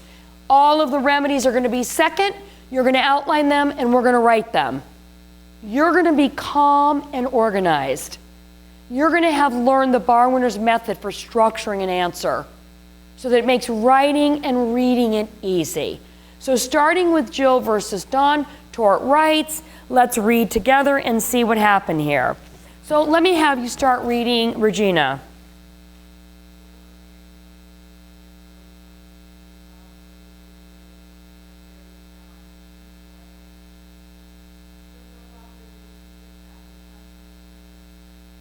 Okay, let's slow down. So the first thing they tell you is that Jill is a married public school teacher in her late 20s. She became involved in an affair with Don, her principal at Hudson High. She broke off the relationship after counseling. And then since that time, Regina, what happened?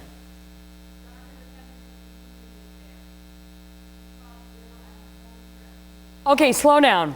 So, since that time, Don has attempted to continue the affair. He called Jill at her home and threatened to make a full disclosure. Are there any torts yet?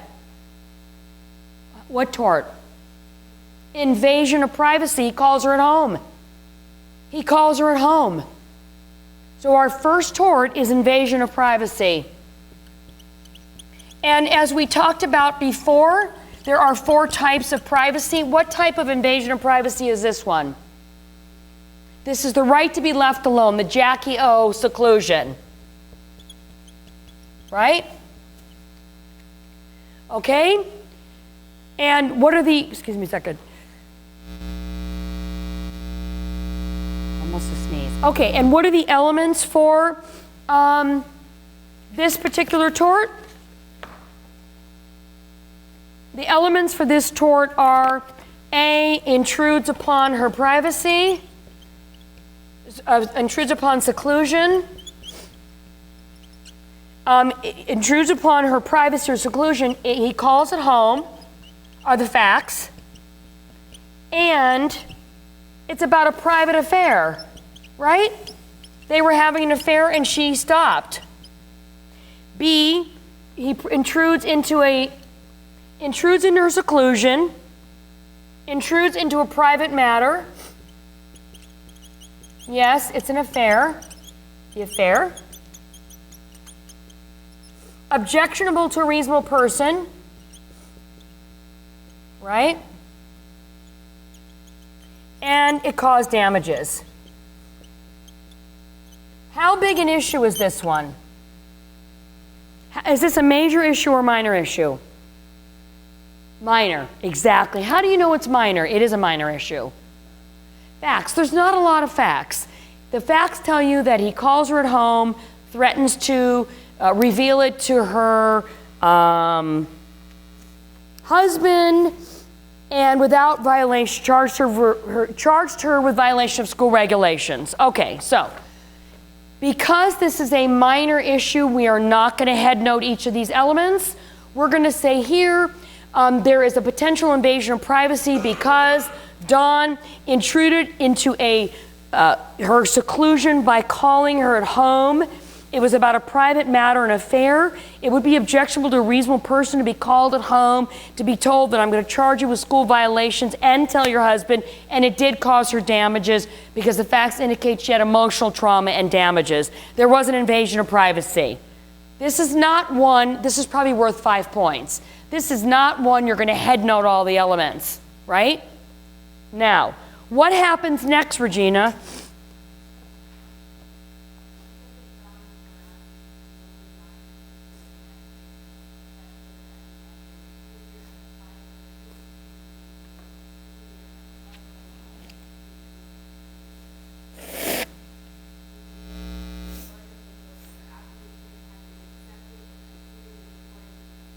Okay, why are they telling you that because of Dawn's harassment, she resigned her position at Hudson at the end of the school year, applied for a new teaching position, and was notified that her application had been accepted and she would be employed? Why are they telling you that?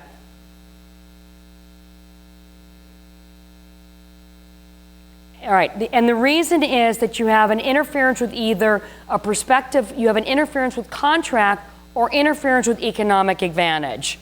So, here comes our next tort. Okay.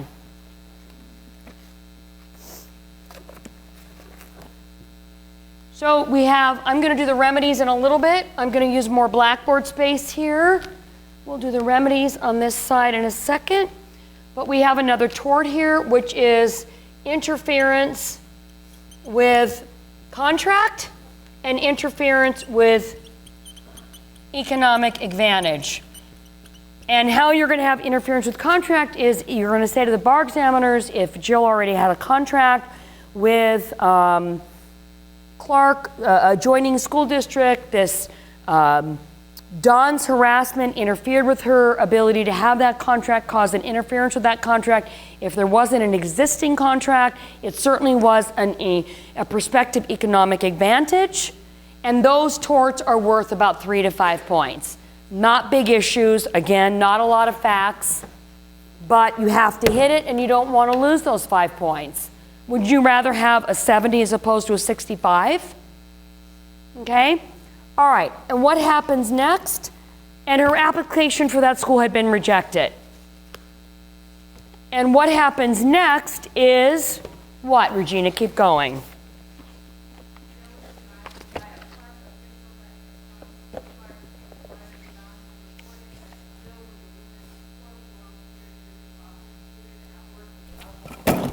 Okay, so what happens next is that Jill is advised by a Clark official that in response to Clark's inquiry, Dawn had reported that Jill was a woman of, quote, poor moral character who reported to work with alcohol on her breath. Clark officials stated that her application had been rejected based on the information supplied by Dawn. What's the issue? Not slander. Remember, slander is a sub-issue of one of the elements of defamation. Exactly. Our head note, and is this a major issue or minor? How do you know it's a major issue? All the facts in this problem sound, feel, and smell like defamation. They're all leading up to it. All these minor torts, invasion of privacy, interference with contract, economic invention, is building the defamation groundswell, basically. It's supporting that. So, head note, and by the way, defamation is frequently tested with privacy torts. So when you see defamation, think of privacy torts and IIED. These are clustered. So they're clustered with Invasion of privacy is clustered with defamation, is clustered with intentional infliction of emotional distress. Not always, but checklists for those. Okay, so defamation, what do we need? We need a defamatory statement of and concerning plaintiff, publication, damages, and defenses. Now, you notice that they've asked you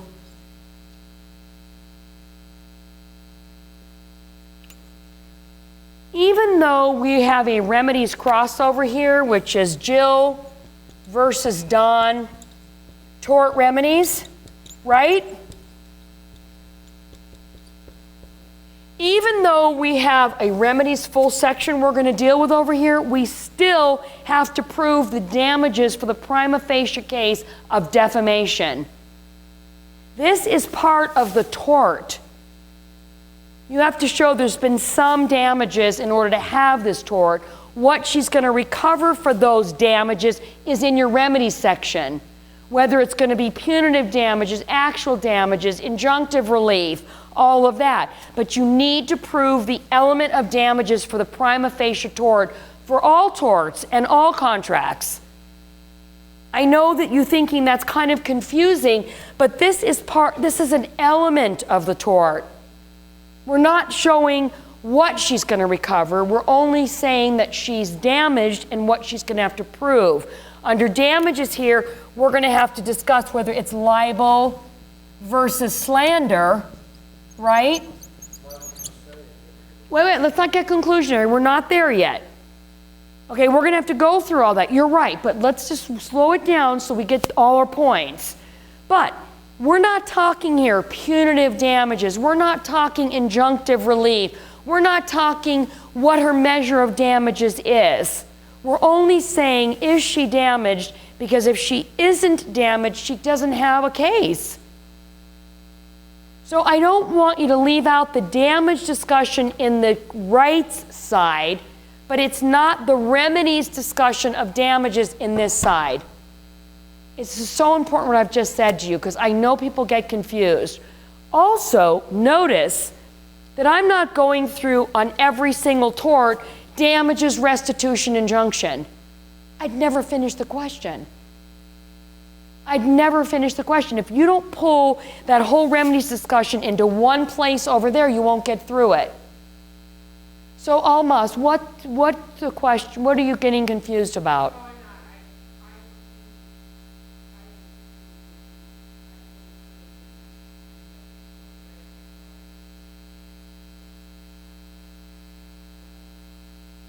Okay, so her response is that she's figuring out kind of what she's done wrong on a bar exam question in damages that might have cost her some points. And that's a good process to go through. That's very good.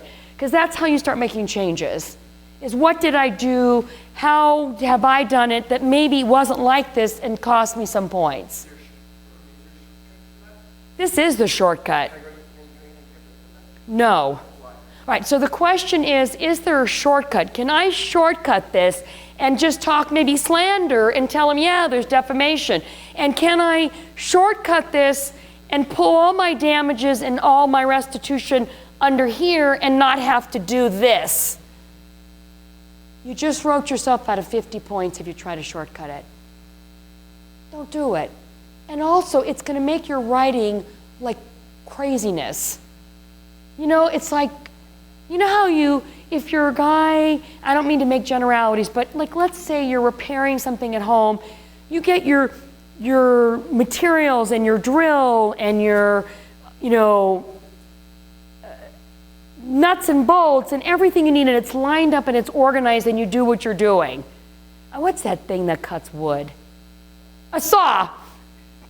An electric saw. Not one of those old things, but electric saw. So you get all that lined up. You don't like start cutting before you measure and start drilling before you know even where it's going to go. And as, and some men cook, but as women, when we're doing projects, if we're making a dinner party or we're doing something or we're building something and we're whatever, I'm not saying this sexist, you got to be organized. You're not going to throw in, if you're cooking something, you're not going to throw in chocolate flour and chocolate cake first, and then, oh, maybe I'll put a little of that chocolate in my roast, and then maybe I'll put a little bit of rosemary in my dessert. It's chaos. What if this takes too much time? Well, all I can tell you is nothing takes more time than retaking the bar. Nothing takes more time than that. You have the time here. What I'm showing you is so much shorter than how you're going to do it or have done it. Yes. So I originally Yeah. did it with damages. Say that again. I did it with damages. Just the way the contracts are, and I added remedies within the damages. And I compared it to rewrite my answer to get forward. Okay, so what one of the students in the class said is when he first did this question on his own, he did the damages and he put the remedies section discussion under damages of the prima facie case. Then he read the cut sheet and realized why his didn't flow and why this method was so much easier to do and so much better flow and easier to replicate. He did the right thing. He did the question, did it his way, compared it to the cut sheet, and realized where he'd made it harder on himself to get points. It's not like the cut sheets are perfect, ideal. It's we're really wanting to give you the most number of points you can get, the most bang. And so we want to simplify it so you get the most bang for your time and your effort. And so trying to cut out steps only has to be thought about as point cutting outs. You know, if there's a down and dirty way to do something, we're going to show it to you. We have no motivation to do anything that doesn't make life easier for you. Our only goal is to make things better for you. Yes? In this specific instance, in this damages discussion, there were like 4 or 5 sentences. Just basically lay out what you think Slater state that this Slater percent, chief teacher, is lowest rate of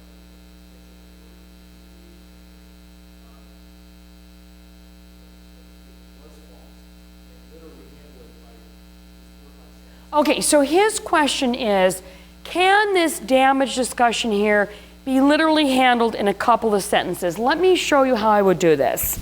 Okay, so just from the beginning, I would start with defamatory statement.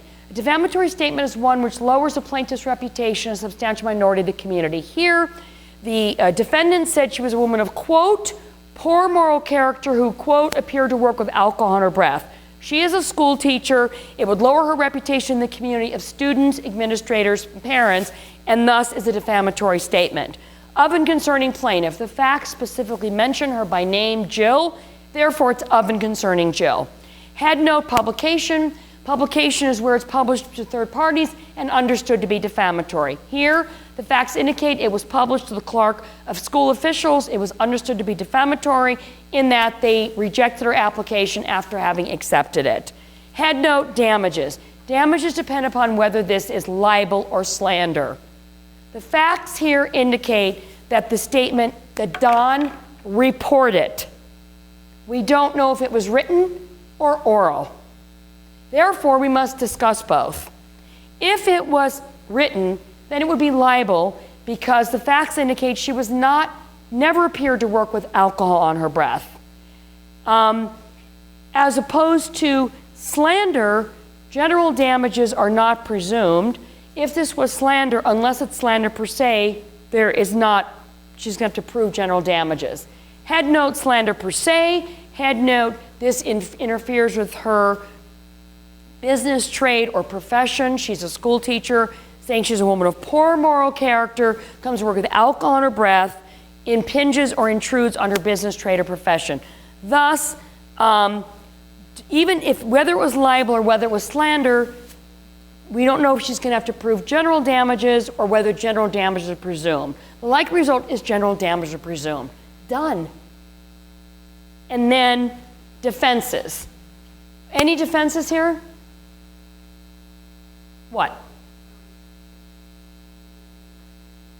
Okay, good. The defense here is a qualified privilege. He is her employer. He has a qualified privilege to do a job recommendation. But he can lose that qualified privilege if there's malice, if it was for vindictive purposes, if it went beyond that which was necessary, and what's the other element, the last one? And the last element is whether the privilege was not made in good faith. He's going to lose the qualified privilege of defense because the facts tell us it was for vindictive purposes. She wouldn't continue to have the affair with him. It went that beyond which was necessary. The facts also indicate that hold on one second. It seemed like he did this for revenge because she wouldn't continue the affair with him. Also, it was beyond necessary to achieve because it was false. She never appeared to work with alcohol on her breath. There's one more defense here that might work. The defense that might work is truth. Because in some jurisdictions, a woman who has an affair may be considered of poor moral character. And the facts indicate that she did have the affair.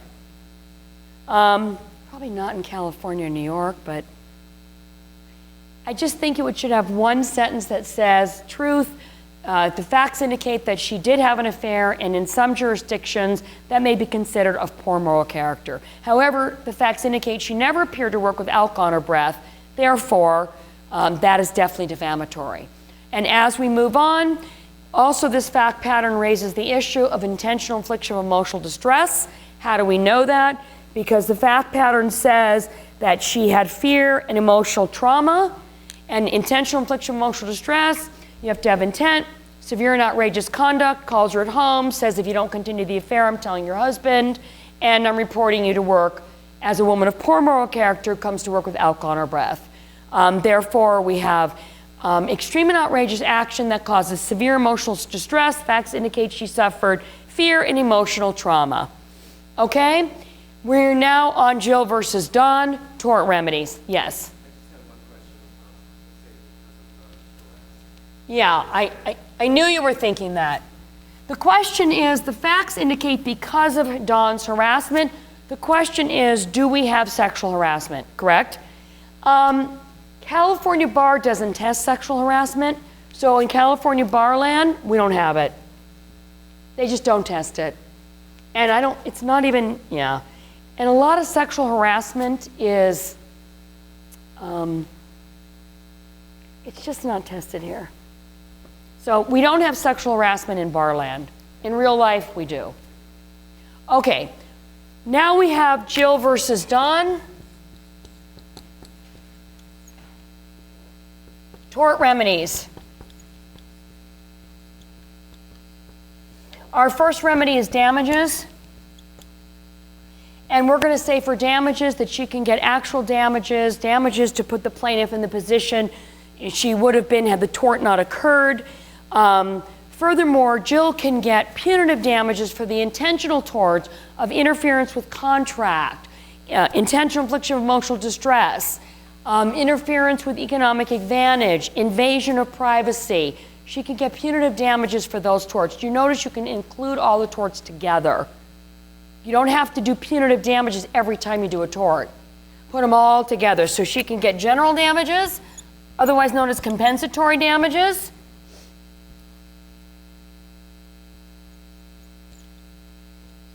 And she can get punitive damages. Also, any restitution here? Does she get any unjust enrichment restitution, or did he keep anything that she should have? There's no restitutionary relief here. There's no unjust enrichment. Sexual favors aren't considered unjust enrichment, unfortunately. Okay, but what about injunctive relief? What do we want to enjoin, you guys? What do we want to enjoin? Well, here's the problem.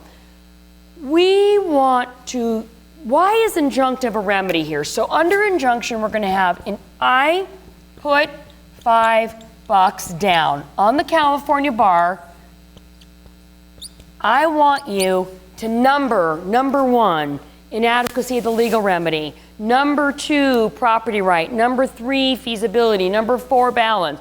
Number 5, defenses. Why is the remedy at law here? Why are damages inadequate? Why are damages inadequate here?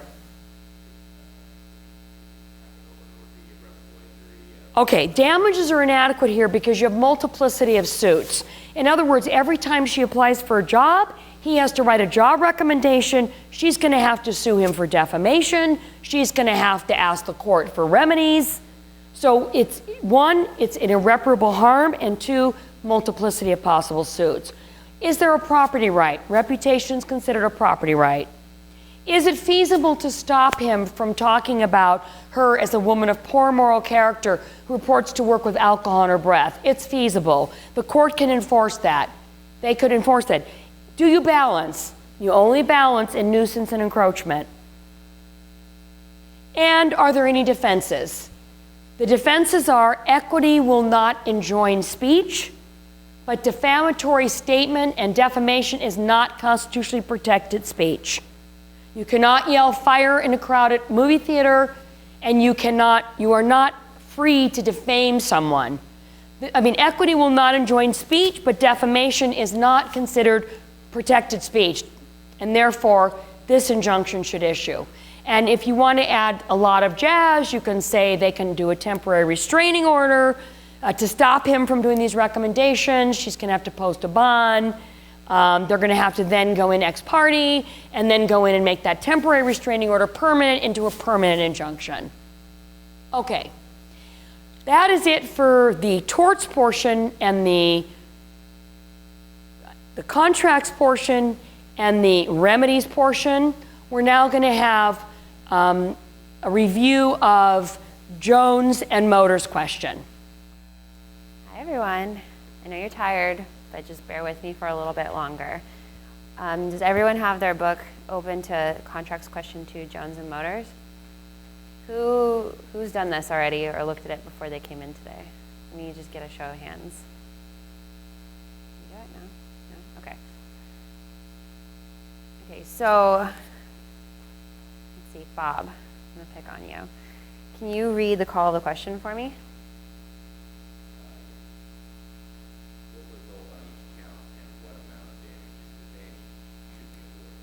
Okay.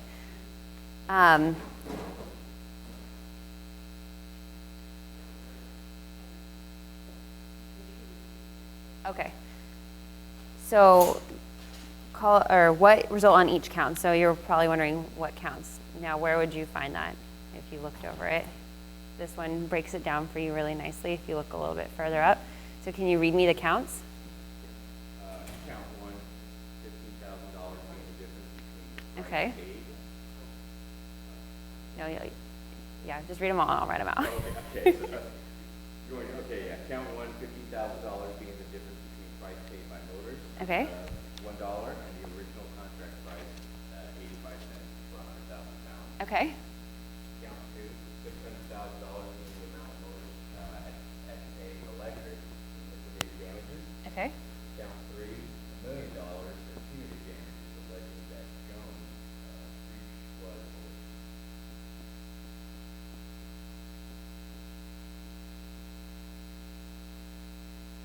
If you can't read my writing, I'm really sorry.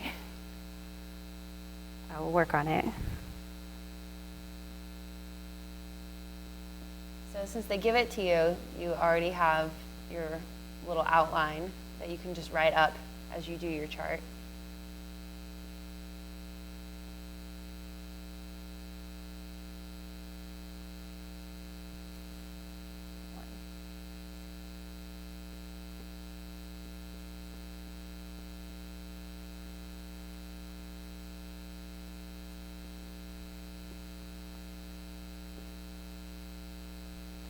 Thank you. So, let's see. Almas, can you read me the first couple of sentences?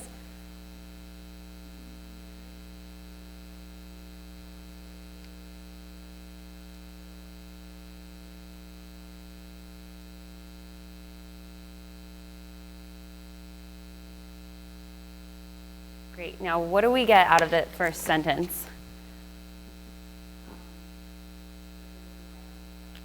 Great. Okay, So when you hear that, what do you immediately think?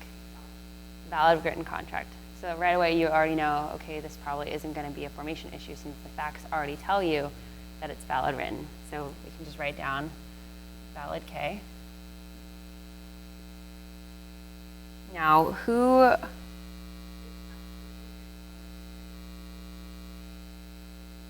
was my next question. So the contract is for what kind of goods? What did they tell you in the facts? Bolts. That's your fact that you're going to use to support that it is a movable good.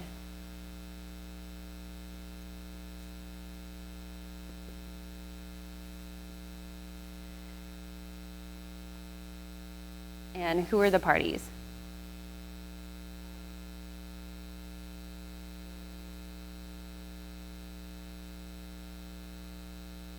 So the fact that they're dealing in goods, what does that tell you about the parties? Yes. So when you have goods plus merchants, what does that mean? Yeah. So now you already know that this question is going to be governed by the UCC rather than the common law. And that's going to govern the way you read the rest of the question. Now continue. Can you read me the next couple sentences?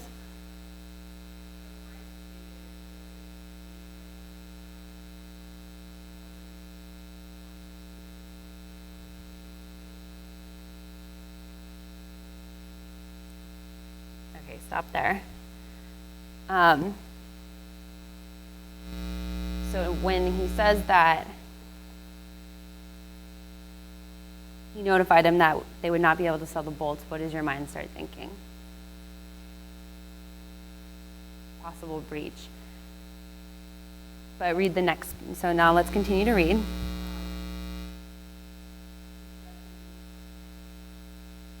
Okay, and then let's finish the rest of the paragraph.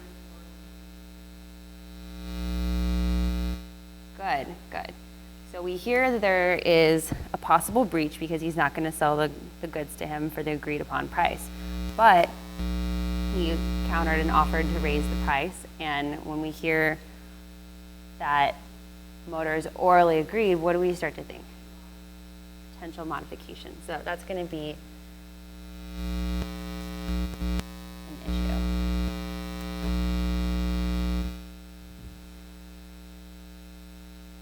So now we have to look at under the UCC, is this a valid modification?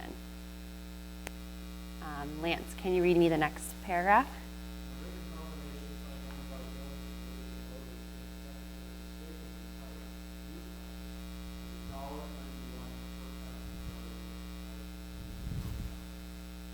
Okay.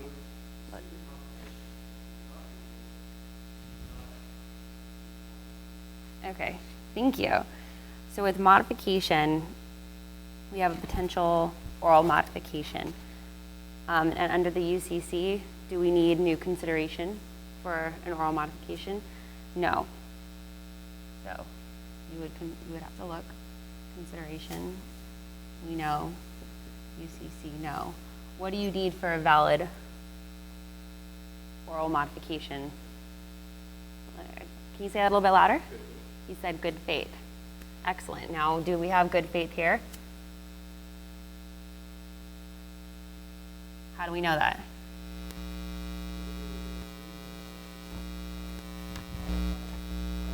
Yeah. And Jones, the facts tell you expressly that he, in good faith, notified him and attempted to negotiate. So, because the facts tell you that, we have a valid oral modification.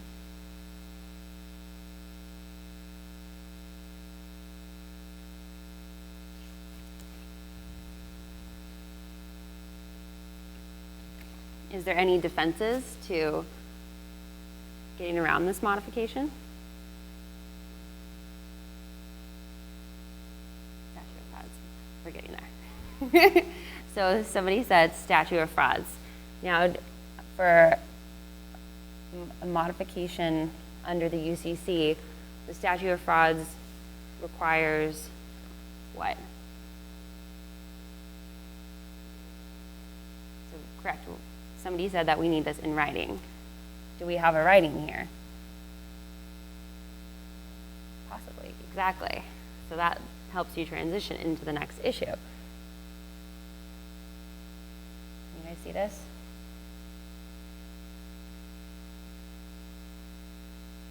So, do we have an amount of goods over $500? Yes, definitely yes. So, get there.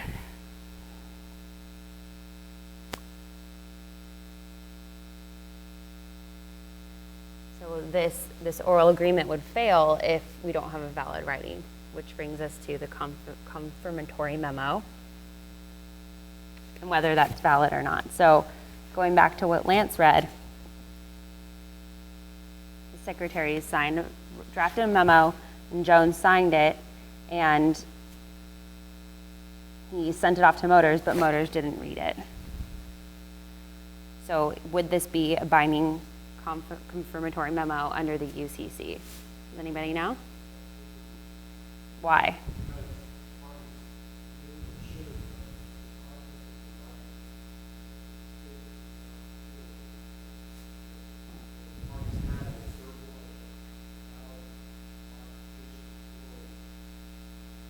Good. So we're going to back up a little bit. We're not going to get to the mistake issue quite yet. But what he said was that the parties knew or should have known that the agreement would be binding. And they're both merchants. Excuse me? Exactly, the 10 days limitation. We have a letter signed. You want to use all those facts.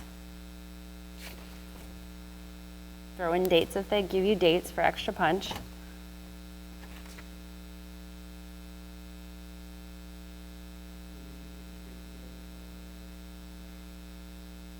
You know, it's not critical to have the dates, but it helps, you know, bring the reader back to the sequence of events. Unless it's something where you need to calculate out, you know, for example, in this particular question, there's 60-day delay, and maybe you need to, if a question asks you to calculate damages per day and wants you to give like a round number, this question doesn't do it, but sometimes you'll see them where they'll give you, you know, $1 a day, 60 days, how many damages, then you would calculate that out. And it helps to like ground and frame your argument. I like to throw them in sometimes and say, on this day you have a valid contract. It helps me also keep where I am in the fact pattern. But you don't have to get hung up on it. Just, it's a personal preference thing.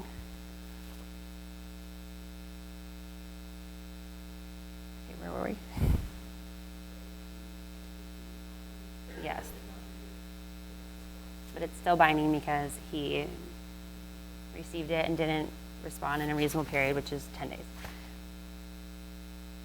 So then going into what a student said about mistake for the secretary mistyping the error, that is critical because it would affect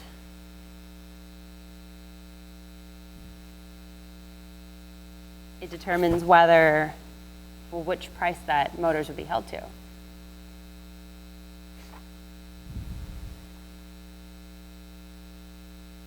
So in this particular issue, you would have either, there's two different, or what types of mistakes do we have?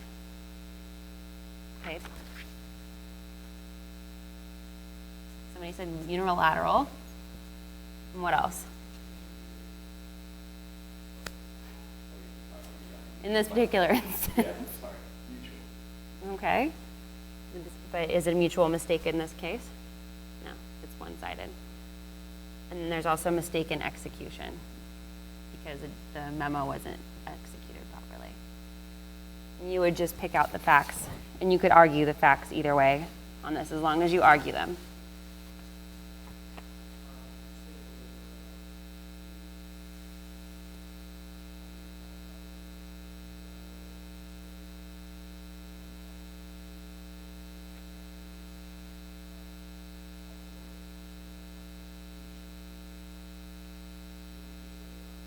Mistaken execution. Let me just go back to my notes really quick.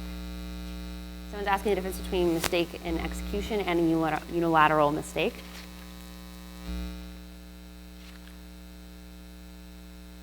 A unilateral mistake is one-sided and it's still enforceable unless the other party knew the error.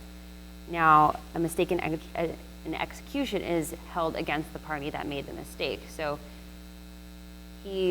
Jones could argue that Motors knew that that was the incorrect amount on the memo since they had an oral conversation about it, and that he shouldn't be held to the mistake because his secretary made it. But if the court were to decide it was a mistake in execution, they would still hold it against him because he should have known better and double-checked the memo. So you could argue that it's either type of mistake, and just as long as you argue the facts. I mean, the point is you want to show the graders that you know the law and that you can apply the facts. The outcome isn't necessarily critical in questions like this. I mean, you just want to show them that you know. So there's a mistake. Moving on, let's go to the next two. Almas, can you read the next two? Yeah, just read that sentence for me.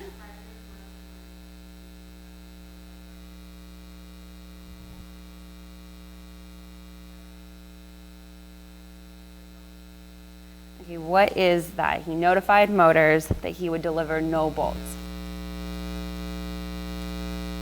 Express remediation. Express anticipatory repudiation. He has no intention of performing under the terms of their contract, modified or otherwise.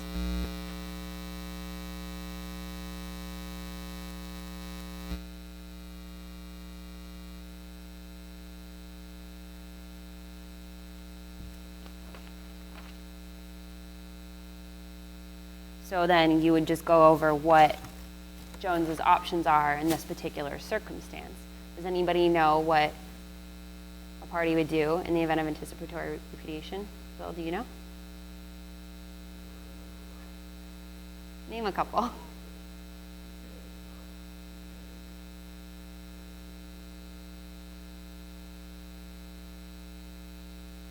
So he would sue immediately. He could.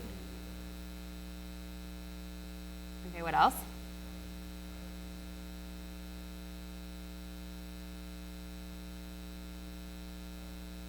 Okay, urge to perform. What else?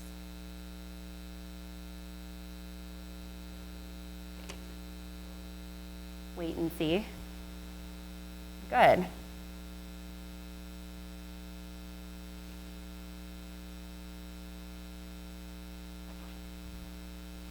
So, Almas, can you read me the last, or that next sentence?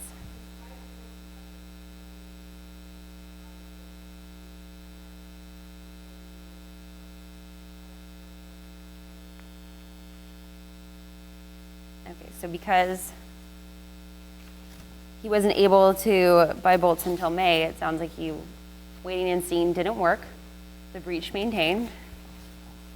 So was it a material or minor breach? Yes, because the entirety of the contract was not performed.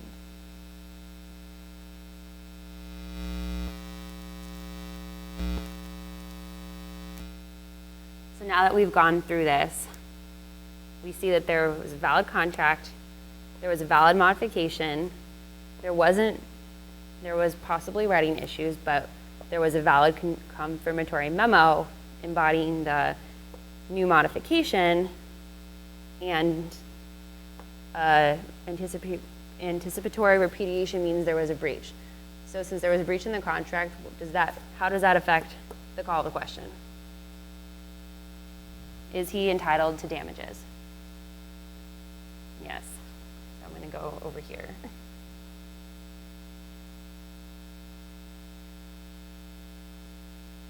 You always want to bring it back around and answer the question once you walk through all of those. Because the bar is looking for whether you can read instructions and answer the question. They're testing you. And you don't I mean, obviously, they're testing for your knowledge, but it's still important to have a conclusion, even if it's one sentence. In conclusion, he's eligible for 15K in damages. In this particular question, you would want to add what type of damages he's eligible for. Since this is a UCC question, what would the measure of damages be for a material breach or any breach? Anybody? Any takers? Okay, good. Somebody said difference in price. Difference in price of what? What prices? Good. So the difference, somebody said the difference in price between the contract price and the cost that he ended up paying. That's also known as, looking for another word, it's called cover. The cover value.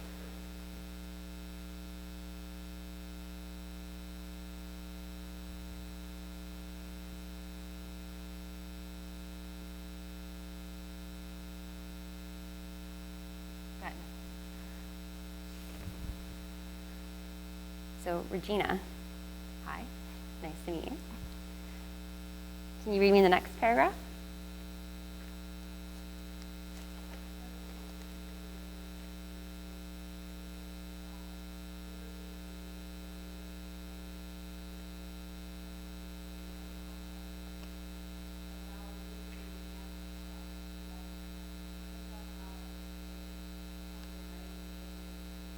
Great. So this goes to count 2, the liquidated damage clause.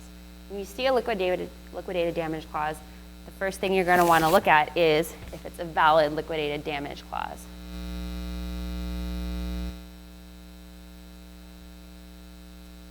Yes. This is a good point. Somebody said that the question says that it is a validated liquidated damages clause, so you don't have to do the full analysis, but generally when you look at it, you want to just check for if that language is there or not, because that is something that is easy to throw in as a minor issue and test your knowledge of.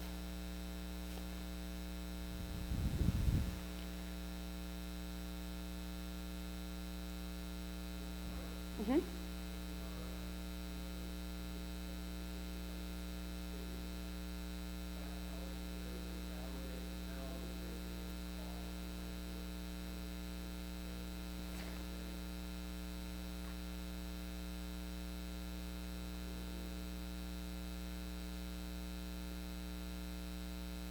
No, and I'm going to tell you why. Because the count specifically asks about liquidated damage, so you're going to know it's an issue. And even if, in contracts, if it's thrown in, you still have to look to see if it's valid, because there's issues where, as you'll see in this case, the other party needs to have knowledge, it has to be fair. So let's go into that, because just contracts, you can throw things into boilerplate, people don't read things. So let's look at if it's, what makes a validated liquidated damage clause? Is that it? Yeah? Mm-hmm.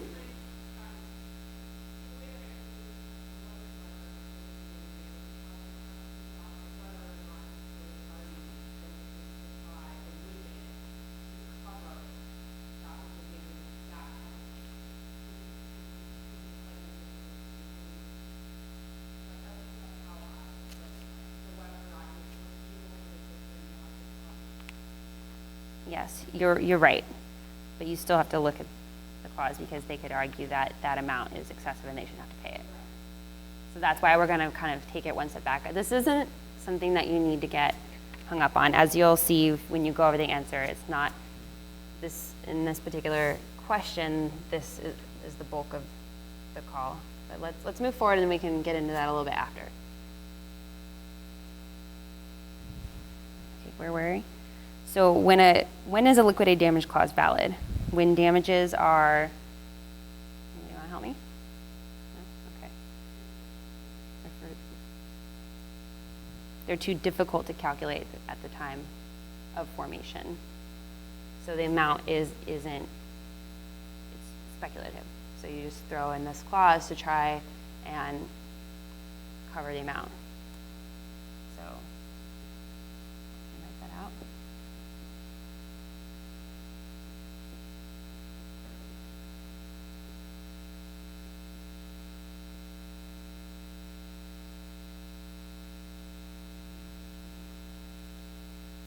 save that.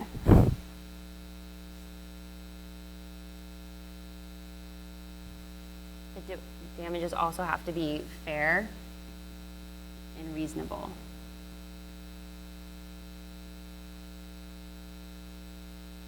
Or made in good faith. That's a term that's tossed around a lot today.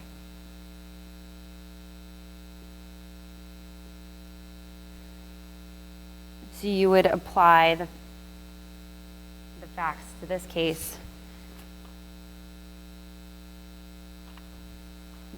Motors is trying to hold Jones accountable for this clause that they entered into. But it was $10,000 a day, and it's 60 days, so that's a $60,000 damage. Is that fair? Is that reasonable for that amount of time? You could argue that either way with the facts, but that's something that you would want to flesh out.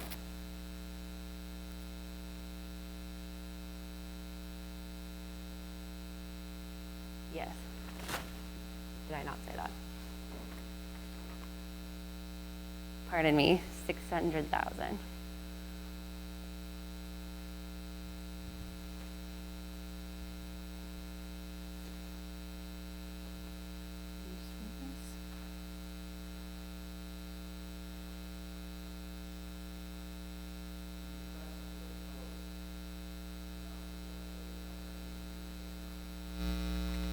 Well, that's why you would argue it. You could, say something like, depending on industry standards, it's not necessarily foreseeable. That's for you to argue. But this isn't, it's not a major issue. You don't need to get bogged down on it. What else? So it also has to be, who said foreseeable? You almost said foreseeable. And then that goes to what other type of damage is consequential. And what are consequential damages?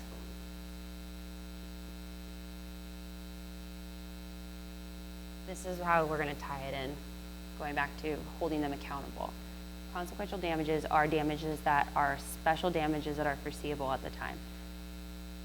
Now, Jones wouldn't be responsible to Motors for these damages if they didn't have knowledge of the clause. And that's why that foreseeability is an issue. But if they did have knowledge of it, then, or not knowledge of the clause, knowledge of the contract period, then it's foreseeable that them not providing the goods at all would affect this contract with the third party. And thus, they should be held accountable for these damages.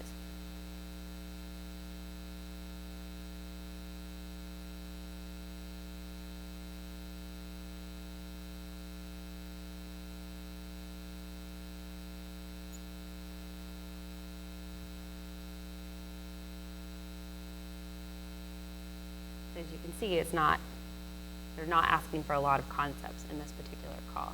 You just need to be able to pick up on them when you read them in issues 5. Yes?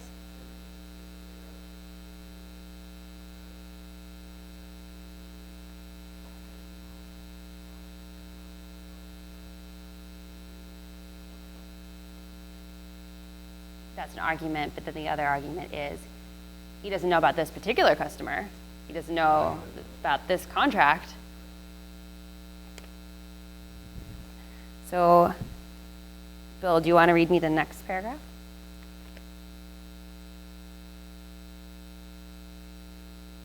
Yeah, start with although.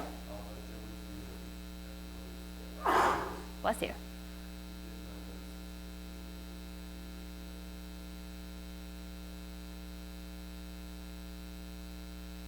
So that goes to the foreseeability that we were just discussing.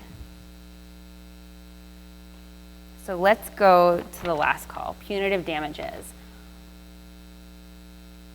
When are punitive damages used in contract law? When there's fraud, are they used all the time? No, only in very specific circumstances. When there's willful and malicious behavior. Now, in this particular account, it says that he wants $1 million as punitive damages, alleging that the breach was malicious. but we just were, after reading, we know that he had no knowledge of this contract. So was he willfully intending to cause a disruption in his contract with this third party? And you can likely conclude no. You see no, because no knowledge.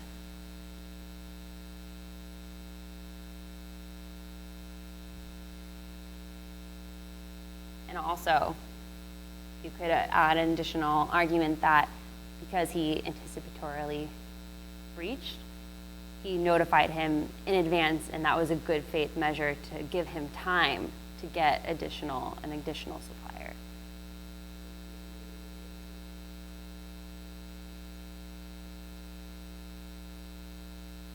Do you repeat that?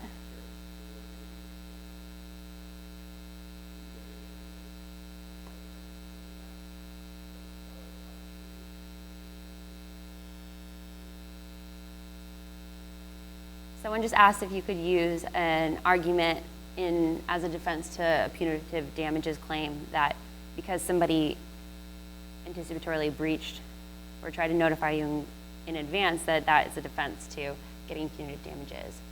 In this particular instance, yes. I mean, you're not going to see, to get punitive damages, it has to be really, really, really malicious and extreme. And you're almost always going to conclude, no, you can't get punitive damages. It's just a very, very high standard in contract law because they don't want to open the door for people taking advantage and just throwing out that claim all the time. We have a question?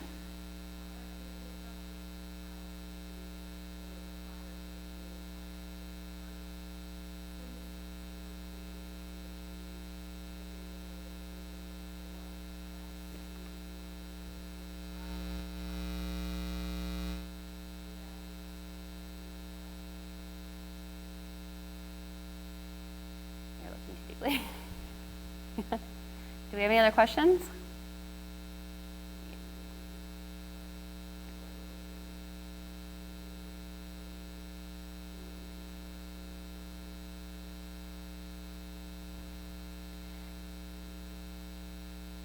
This particular case, because it's phrased as damages, but it's not a remedies question in the sense that it doesn't want you to calculate out all those numbers. Sometimes they throw in numbers to try to confuse you. It's asking for the meat of the contract law and your general knowledge of, whether this is consequential or not. But it's not, or when punitive damages are eligible, it's not asking for how much. Any other questions? Yeah. So how do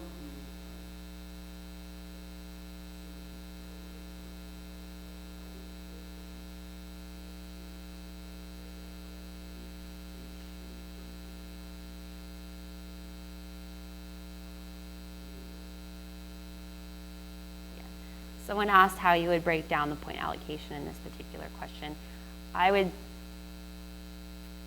Sherry's not here, I don't want to overstep. Okay, well this is how I would look at it if I was grading it. I would say this is 50 and then you would have 25 and 25.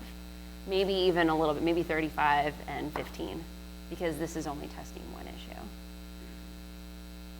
Any other questions?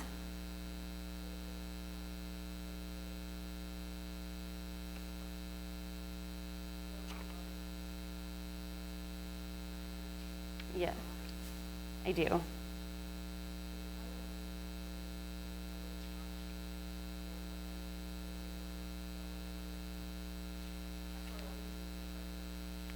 You would just, in that case, you could pick, especially for this one, this would be the place to do it in the sense that you would have contract price versus market price. So because we just went through and tried to figure out what the contract is, which clause. So the contract started at 85 cents, and then it changed to 90 cents, and then it got mistyped. So you would, after going through all this, you would pick what your contract price was, and then you would compare it with the cover price, which is, what did he say? $1 per pound. So if you wanted to go with the 85 cents, that's a 15 cents difference, and that would give you 15K. But you would just put in what you pick. So if you wanted to go with the 90, you go or market, reverse the math. and you would say dollar minus 90 cents per pound. You wouldn't have to plug out all the numbers, you would just pick a value if you, in the interest of time, when it's not a math test. What are they trying to get the client to do? They're looking for your knowledge of modification, and especially under the UCC, and your knowledge of how the difference between common law and UCC, because modification rules are different under common law. And same thing for mistake and memos. These are all distinctions, so they're testing your knowledge of those distinctions. Yes. Yes.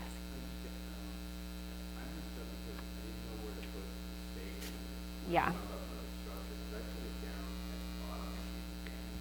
Uh-huh.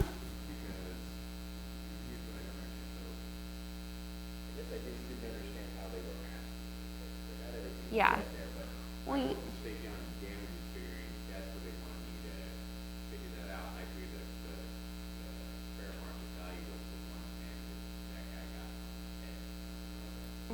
So I think that's where I just screwed up. Well, I think I screwed up everything when I got to this. Okay, so somebody's asking a question about structure and approaching it. You know, there's a general flow to this kind of question, but as far as your mistake, where to put mistake, when I sat down and did this before, looking at, you know, all the rubrics and sample answers, I actually was floating around with that too. So that's not, you know, you. It is kind of weird because I would put it, I'm gonna get on this side. After staring at it, it makes sense this way, because if there was a mistake, then the memo would be negated. But it's also, well, if there was a mistake, would it be a valid modification? So you could put it there, you could put it there. This is the strongest place for it in the flow. And like I said, it's not a major issue. So as long as you put it in. Don't put it in over there. And then putting it in with the damages, you really want to discuss the structure of the contract first before you get into damages, because at the end of the day, if you don't have a contract, then there's no claim for damages. Any other questions? Yes. Mm-hmm.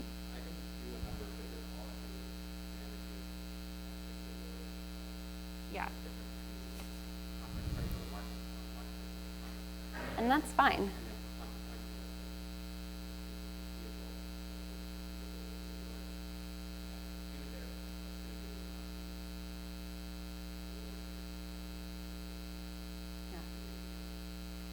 And that's fine. When you see that, if you plug in a value or not, you know, you would probably get an extra point or two for plugging in a value. They want to test that you know that it's this, that it's the cover versus market.